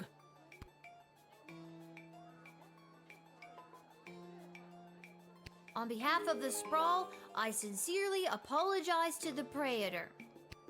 I can assure you there was no malice intended on the part of the princess. It just didn't work out. Your words mean nothing to us, as the Sprawl is now the sworn enemy of the Marvog. The next time we meet, it will be on the field of battle. Petag! Well, that's not great. Royal Writ. Excerpt from Book of Etiquette and Politeness. There's a general distaste for non-humans in Petrard. However, any formal event is elevated by the presence of elves. Delicate beauty rules the day when it comes to the meal. Golden rule, even in the face of total catastrophe, dignity, always dignity. Excerpt from A Wedding Survivor's Guide to the Marvog Empire. This guest senses were assaulted in one of their week-long wedding battles. Admiration was heaped upon people around me wearing war paint. The more hardcore, the better. The smell of meat and blood hung in the air. Their approach to food was utilitarian. It was treated mostly as an afterthought. Reports indicated a dramatic increase in secret meetings and Rumbling's revolution. To admit a goblin is to be hit with a 40 gold fine No exceptions. Wedding is almost upon us. I have your eyes open for vendors and artisans. The Wakandan prince I sent all my banking information to finally came through with my share of the gold. Call me if you're in a pinch. Rich in friends and gold, Malcolm. Okay.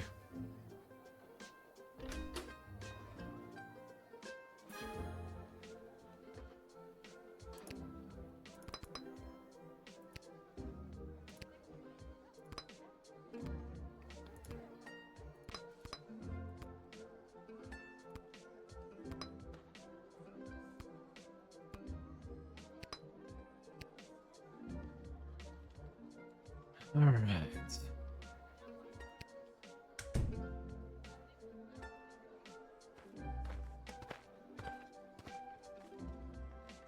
Michael!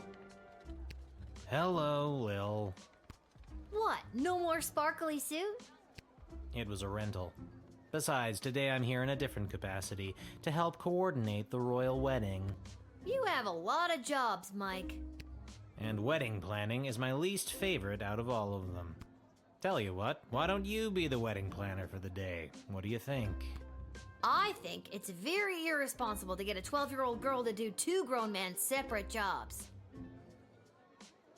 All you have to do is choose the music, decorations, and food menu for the big event. It's simple, just let in the one you like the best. Or the one you think the groom would like best, or who the bride will like. I'm sure it's not really going to affect anything. Or it might. See, it's simple. Do you want me to explain it again? No. Okay, good. The only thing I hate more than wedding planning is talking about wedding planning. The wedding musicians will be coming by for you to choose first. Here's the gold. See you later, Lil.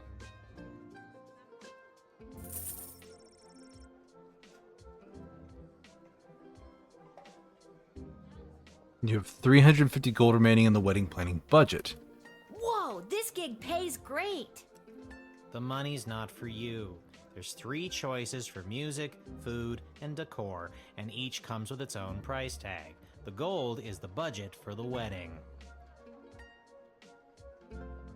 Is it Do enough? I have enough money to just pick the most expensive choices? The most expensive choices are going to be the best, right? Not necessarily. And no, you don't have enough. Anything over budget will have to come out of your own pocket. I see. But if there's any money left over, you get to keep it. I see.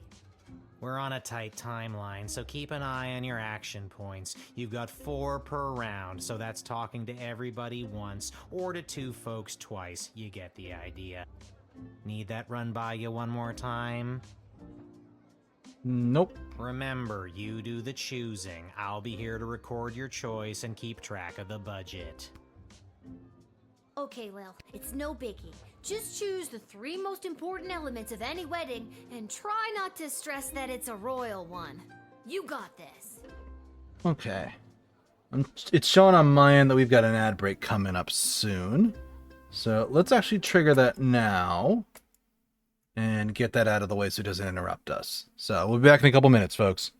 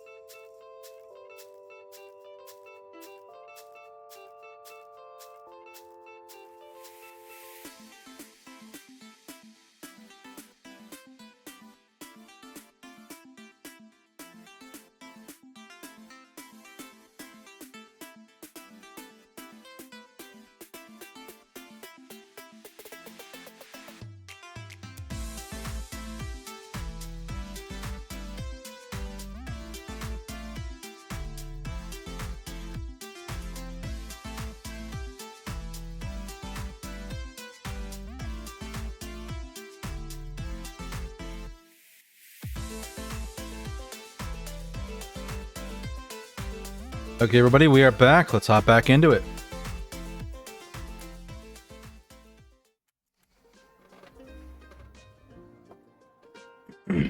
Okay, Lil, it's no biggie. Just use the 3 most important elements of any wedding and try not to stress that it's a royal one. Got it.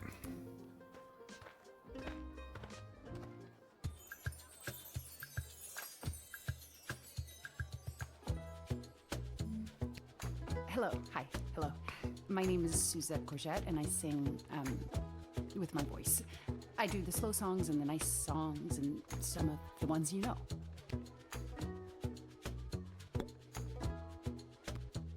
Vlad Extreme here, mate. I know what you're thinking. What is the baddest, metalist bad boy of death metal playing some skint royal wedding?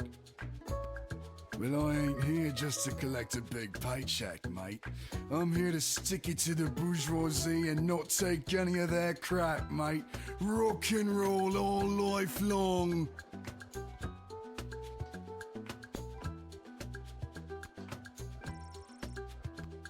I love you, I love you, I love you, I love you.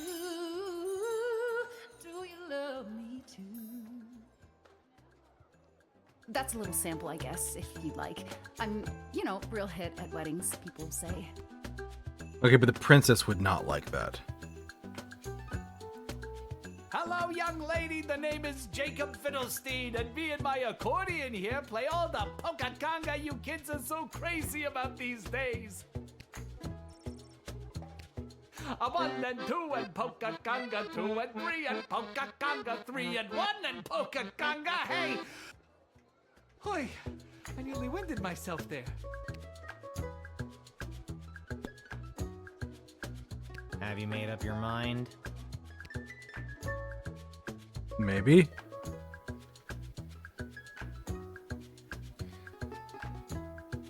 I mean, she's gonna definitely be the dignified one, whereas these two are not. I think they're both gonna hate him. Princess might like him.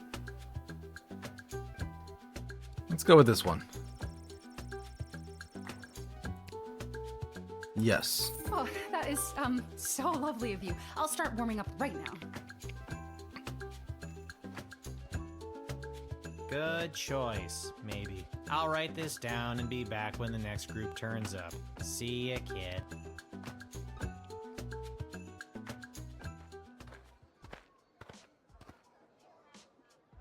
Well, if it isn't the Edward, the great magician. Got another group of brats to entertain? Where are you pulling a rabbit out of now? I'm afraid I've put my days of magic and illusions behind me. You got kicked out of the Magicians Union, didn't you? Yes, I did. Seems people preferred the actual dark arts to my light entertainment. No matter though, I've got a new career now. Oh no. Working at your parents' garden shop? Psst, they wish. I'm a wedding officiant. I'm here to officiate the royal wedding. Really? You? You are? I am.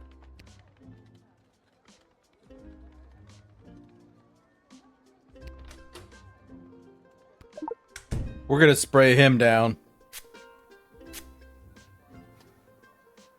I can't believe I couldn't make it as a magician. I'm devastated. But being a wedding officiant isn't that bad of a job, right? You're still performing magic. You're creating a bond between two people for the rest of their lives. Just like how you bonded together those magic rings. And those never came apart. Note to self, don't let the bride or groom allow you to do any magic tricks with their wedding rings. Okay, he's not lying.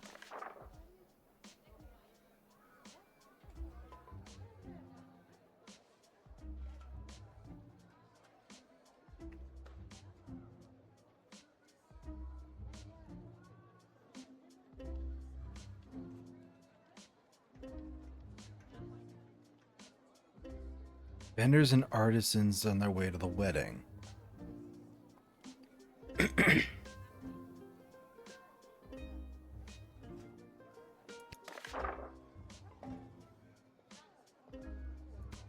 Sure, I'll let you in.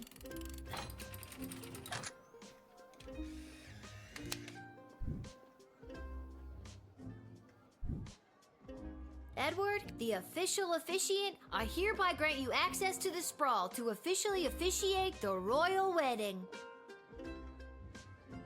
Well, technically I haven't been hired yet, so here's hoping I get the job. Thanks again, friend. We're not friends. Oh my god, are Edward and I friends?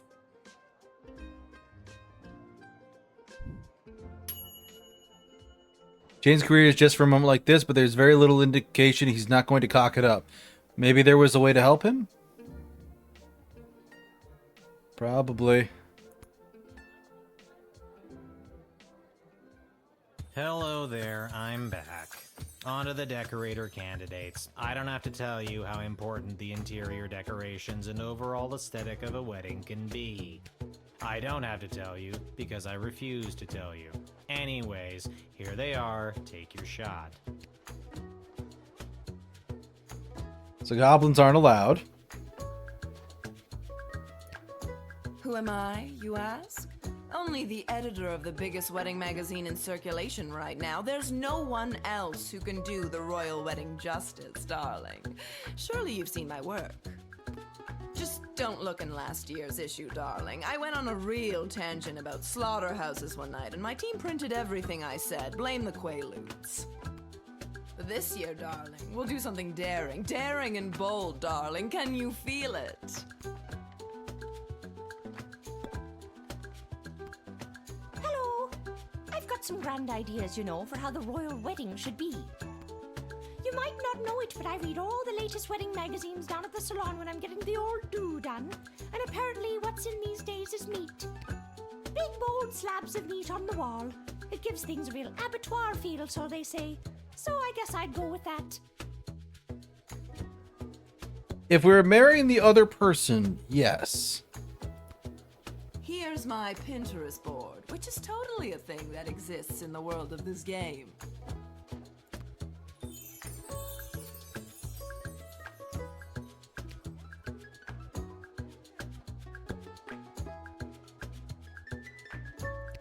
Hello again, Mum. Thought I'd see my way down to do some decorating for the royal wedding. Ain't much of a decorate per se, but I got my cerulean blue, blood red, and cadmium green with me, so I had to go do something with them, I suppose. Have you made up your mind?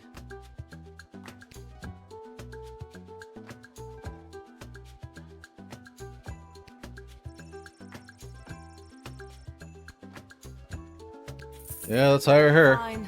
I will decorate your provincial little affair. And it's set in stone. I'll write this down and be back with the next group. See ya, kid.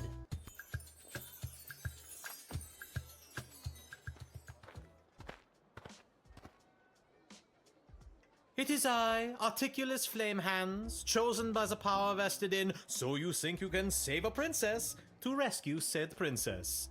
A task at which I am ashamed to say I have failed. Don't sweat it. She came home already. Oh, mission accomplished. In any case, I have a message to deliver to the High Council of the Mages Guild. Yeah, so if there's nothing else, I'll be on my way. Oh, it is getting harder and harder for mages to communicate openly, so everyone is resorting to this secret message, cloak and dagger nonsense. Between us, there's talk of mages dabbling in the magic that dares not speak its name.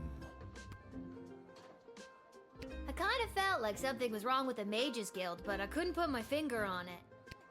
Yes, it is still within control, but if this dark faction keeps pursuing its dark goals, dark days lie ahead. Dark.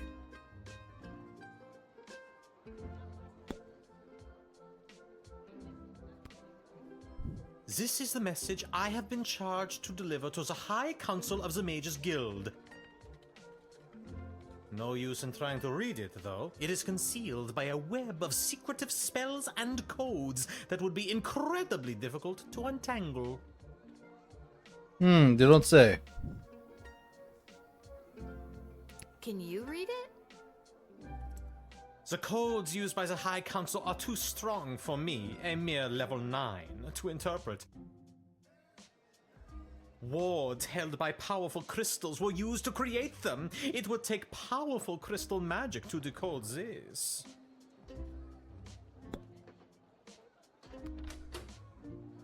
Dakota ring.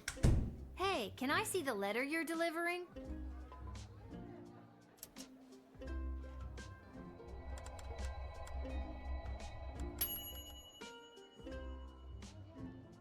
Incredible! Let me see. Wait. What? No. This cannot be true. These renegade mages are more deeply embedded than I thought. I was sent to deliver this? Dear child, thank you for saving me from myself. I must flee and work to weed out the bad actors within the guild. Dark days lie ahead. Be careful. Your name was also mentioned in the letter.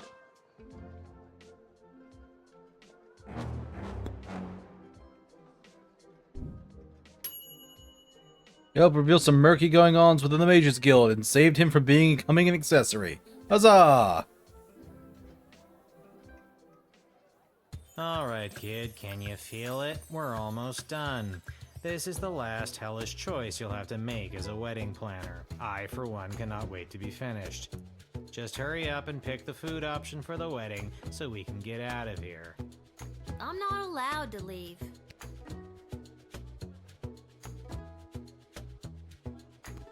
Monty's has the soup. That's all I'm allowed to say. I had to know. Good afternoon. I am here today representing Catering Corp regarding a contract to provide the sustenance for the large gathering known as the Royal Wedding. Catering Corp is willing to provide the base amount of calories needed to sustain such a high-capacity event in return for appropriate remuneration. I am accompanied by samples of our food and a detailed list of ingredients available upon request.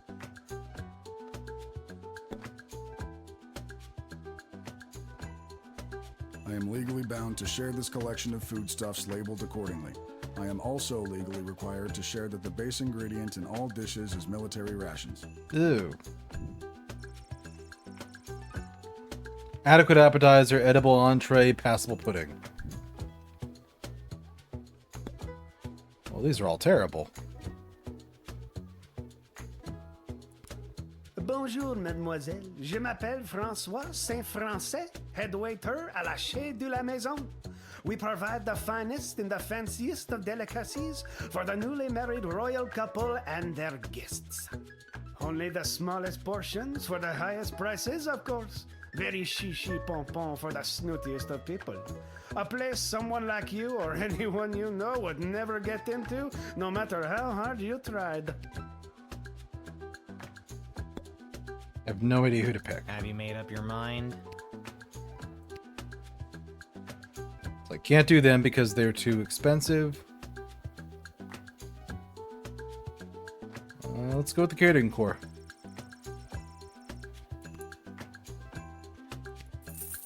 We look forward to satisfying our contractual obligation. Thank God this nightmare of a job is over. All the rest of you go home. Good choosing, kid. Well, at least I hope it's good. I wouldn't want to be the one responsible for messing up something like a royal wedding. Anyways, goodbye.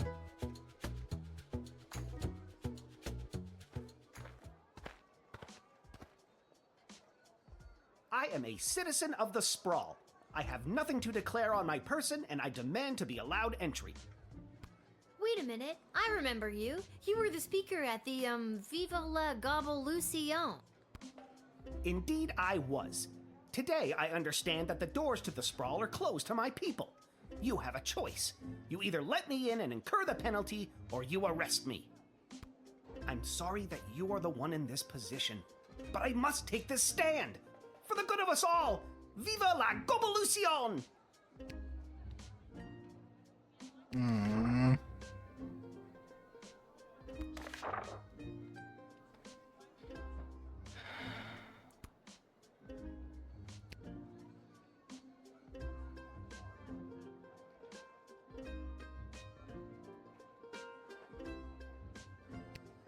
I have no further statement to make beyond the following. I am a citizen. You're kind of intense, aren't you? I am a free goblin living in a free land. Or so the narrative we've all been fed for decades would lead me to believe. Now, will you let me in or not?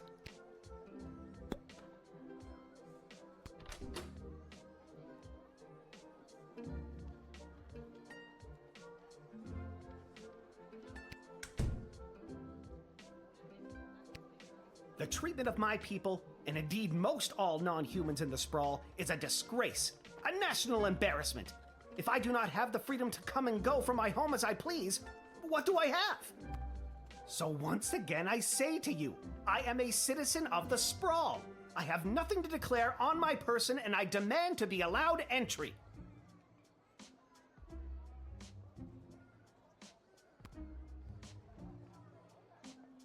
Look, I agree that it's awful that non-humans have been singled out by this decree. Is there any way you could help me pay the fine that I would be charged by letting you in? I will have no part in paying 1 cent towards the draconian and completely illegal tax on my personhood. Come on, man. Be cool. You were at the meeting, kid. You heard me speak. I won't back down. Either you let me in and incur the penalty, or you arrest me. Viva la Govolucion!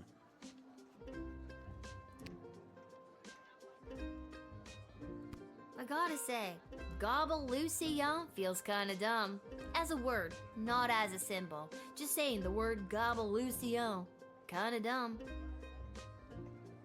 It may sound dumb to you, but it sounds like freedom to me, so I say it loud and clear. Viva la Gobblelucion! Wait, now I kinda hear it.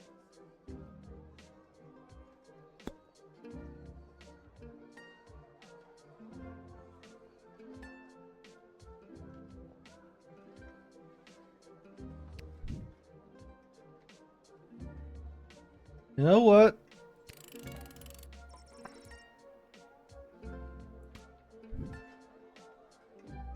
I can't afford to. I literally can't afford to.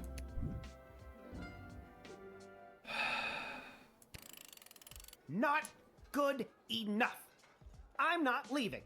You want me to go? Call the other guards. Either I walk through these gates or...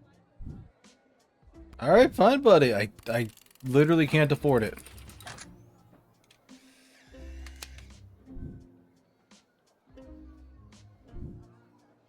I get it. You're just following orders. I am going to prison on behalf of the Goblin Liberation Army.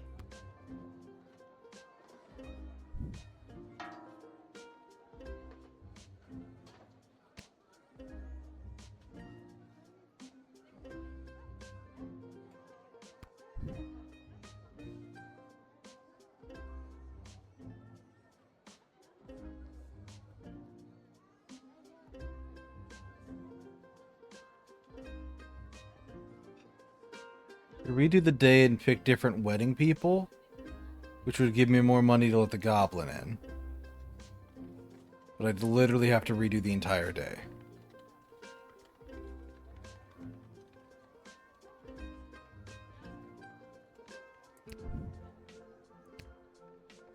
Yeah, we're just gonna stick with it. Where's Hamish? I really don't have time for... say, you there, little girl? I need to get to the other side of the sprawl without delay. I need you to listen to me. This is time sensitive. I know you got your instructions, but it's important that I get going quickly.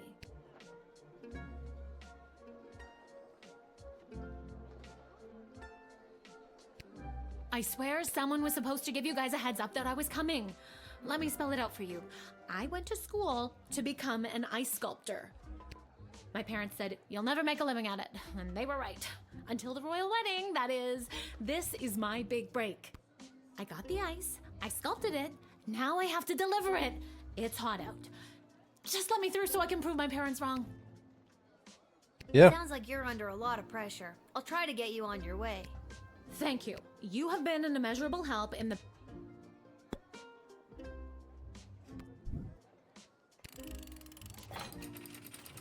I say yes. Probably should have used an X-ray thing. thank you enough. Sorry for coming in hot. Weddings are the worst. If you can get close enough, take a look at my sculpture. I'll throw something in there just for you.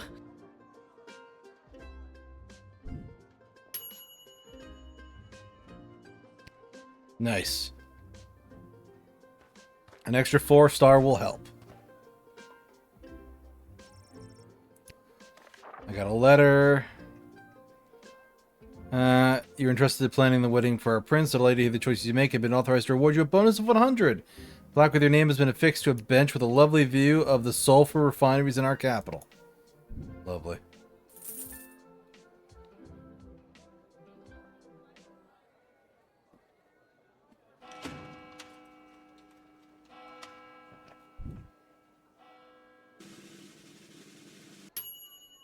Exactly 3.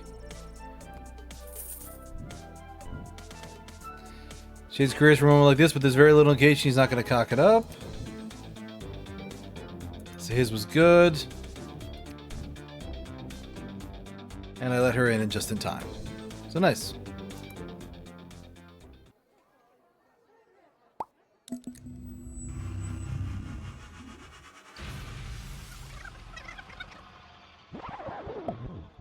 That's not good.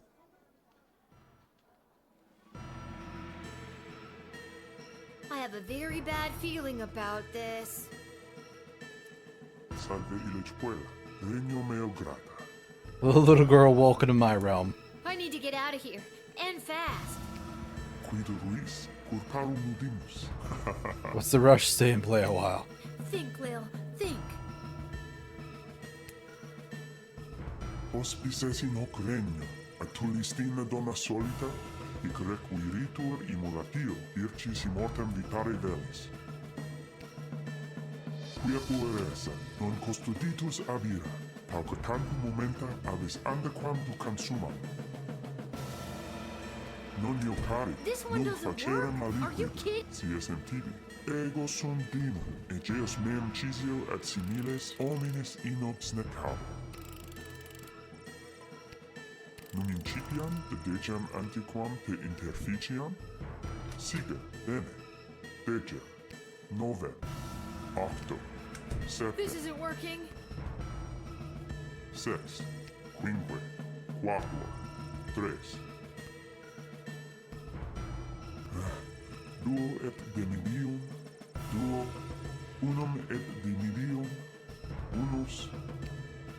Gravissime non omnibus hoc faci, hoc extremum fato est refortende unde venistis. Ignoce haedus. Yeah, sorry, I only had one use of the decoder ring.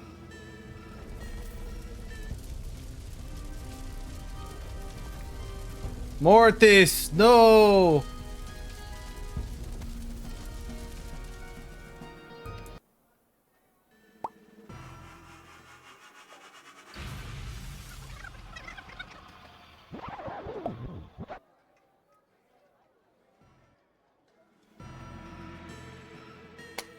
Iterum? Think, Lil, think. Hospices in hoc The line regno, is dead? atulistina donna solita, hic requiritur immulatio, ircis immortem vitare velis. This isn't Quia working. pueresa, non custoditus avira, pauca tantum momenta abis andequam tu tools aren't consumam. Non io cari, nunc facerem aliquid, si esem tibi. Ego sum demon, egeus meum cisio et similes homines inops necabo. Num incipiam dedecam antiquam te interficiam?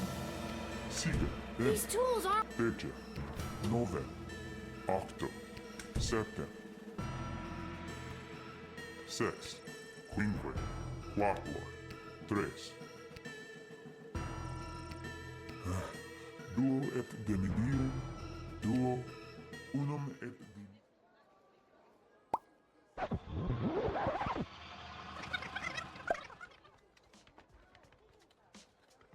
What the f was that?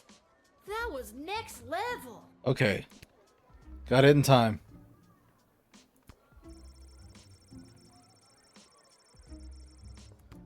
I'm gonna go down to the dig site to throw this stupid time machine down a deep hole. Okay, Lil, get it together. You can still do this.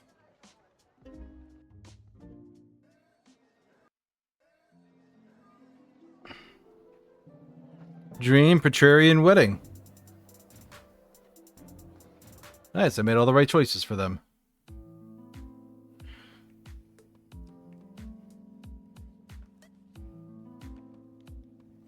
You've gotta take it back. Got too real with your chronometer 3000 thing today. I don't want it anymore.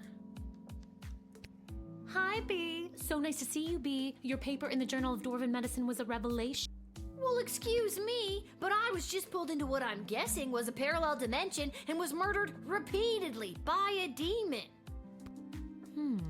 How unfortunate. I always wondered what the byproduct of St. Bartholomew Inglebrook's lunar incantation would have on the relationship between time and interplanar folding. Stop it. I don't care about any of that. Just take it back.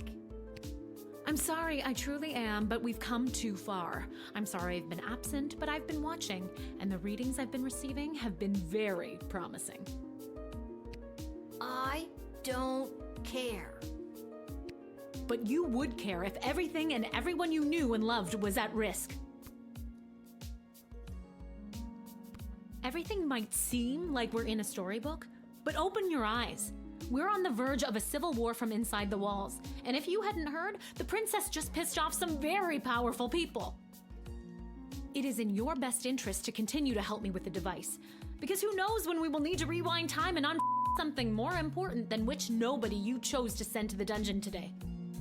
And you're here, after allegedly going toe-to-toe with an interplanar demon. I trust you. I'm not gonna keep doing this forever. You and everyone else are gonna owe me a childhood, you know? Keep helping me with the chronometer 3000, and we can see about making that happen for you.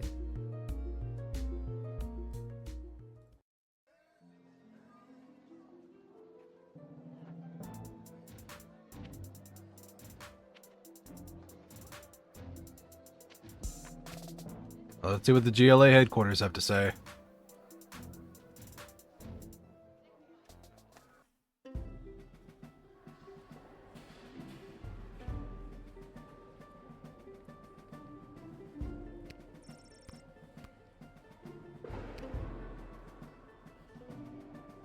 Hello?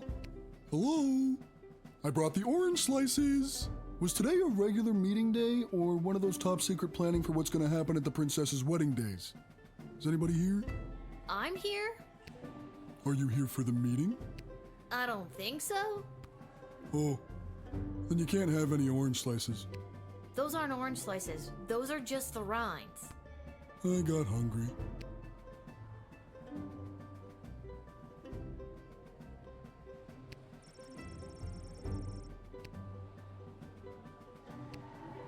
What's this? I've gone back to where it started to find myself in light. We were apart for more than a lifetime, but now it will be right. P.S. Remember to bring the running shoes. I have a feeling the GLA leader wrote that. At least, I'm sure that troll over there didn't. I wonder what it means.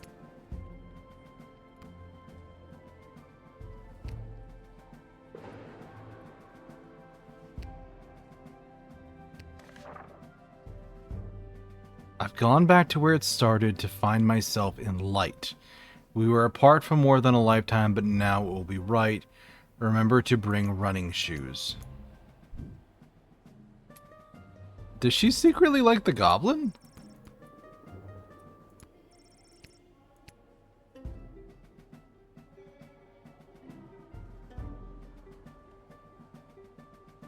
Like, if she likes the goblin, I can definitely see them not being okay with the wedding going on as is.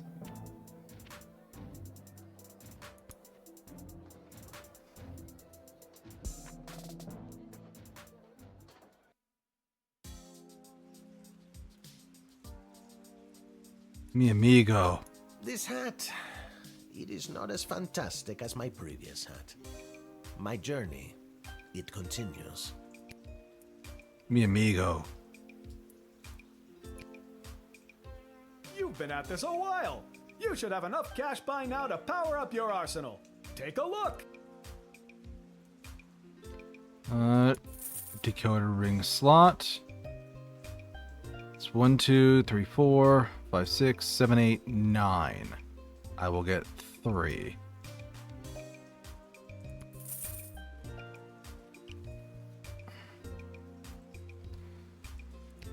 Alright, let's keep a little bit of money on hand.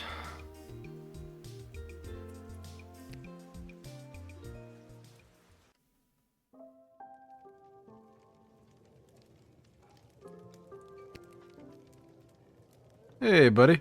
She is here! It is the Little Guardsman who spoke to Princess Desdemona and secured the union of the Sprawl and the Kingdom of Petrard.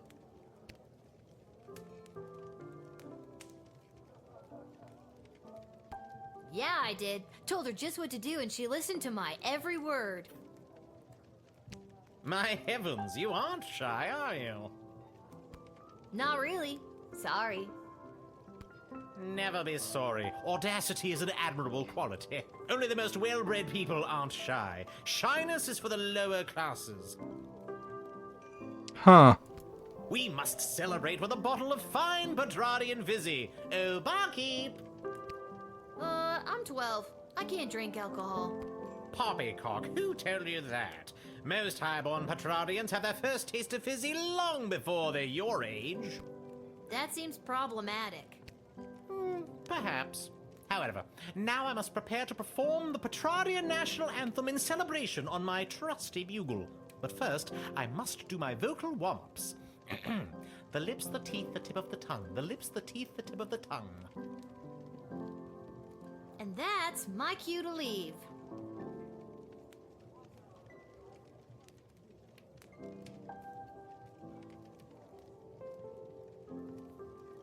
Today's cocktail special is not relevant to you.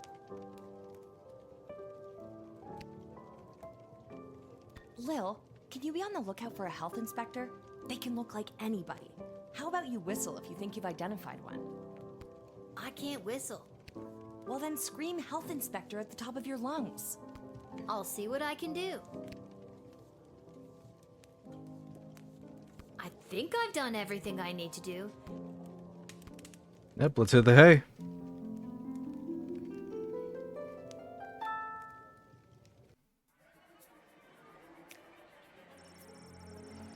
Once he made it sprawl, he went to work trying to find people who wanted to get married and needed somebody to officially marry them.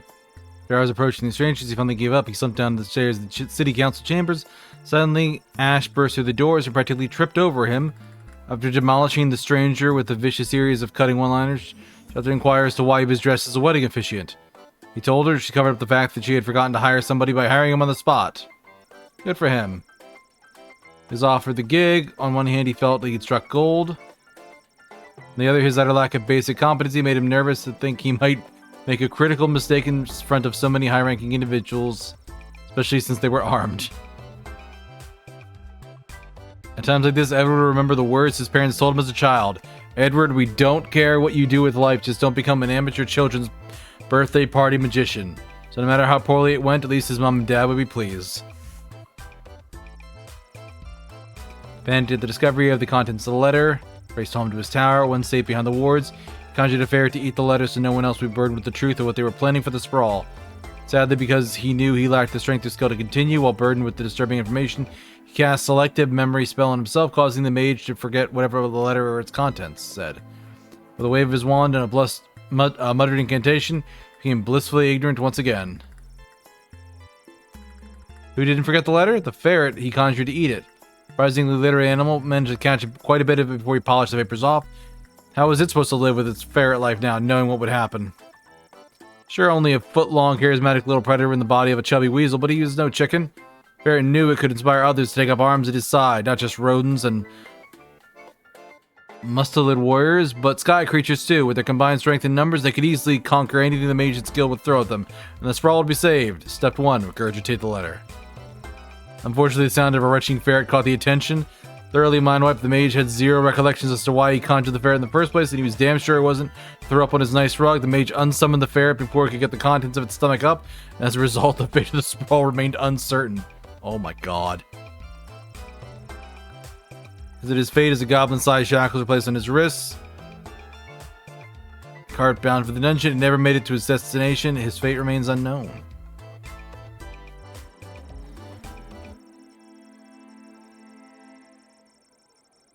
The sculptor did not reach the refrigerated storage before the sun's rays deformed her masterpiece. Upon removing its protective sheet, she had to admit from a certain angle her melted work had become quite stunning example of the Caledarian New Baroque-esque movement. She wasn't sure how her work would be perceived the next day, so she distracted herself. She made her way to her favorite club in the little ogre town that catered to females of all species. Okay. The devil! Daemon nacquam creaturem videran sucis costoli qui passam. Oh my god. I took Latin in high school. I can't read all of this. Si honesti sumus potuit sine omni experimentia. Something about all experiments. Honest summary. Diem aspirant habitae. Diem ilde malefactus ab. Yeah, I don't know.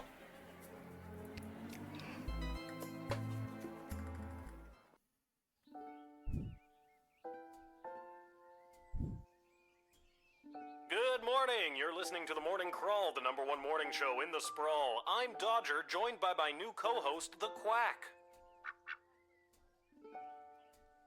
For those of you wondering where the ham is, well, it turns out he got an invitation to the royal wedding happening today.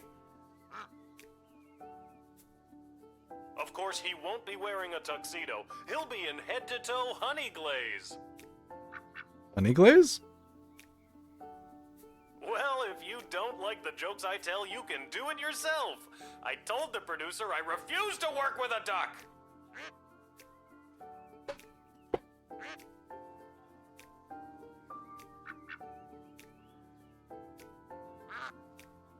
Is it just quacking? Yep.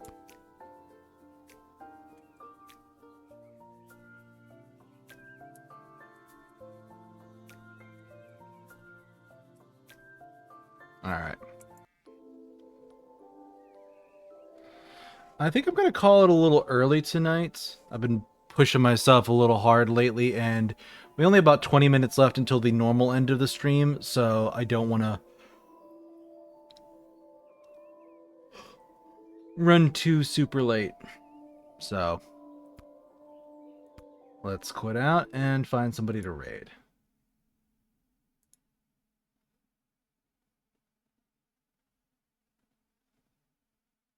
Oh, hey.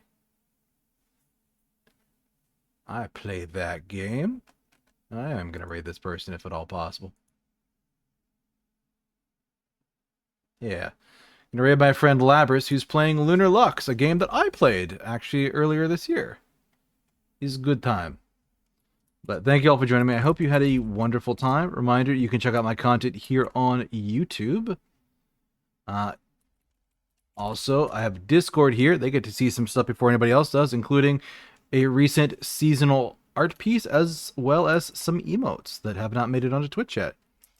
But if neither of those is your cup of tea, you can check out all my active socials here. And here's the raid message we're going to be sending over to Labs. So thank you for joining me, everybody. I hope you have a wonderful rest of your morning, afternoon, evening, night, wherever it is in your part of the world. Take care, and I will see you again on Friday for another collab with Vex for It Takes Two. See you later.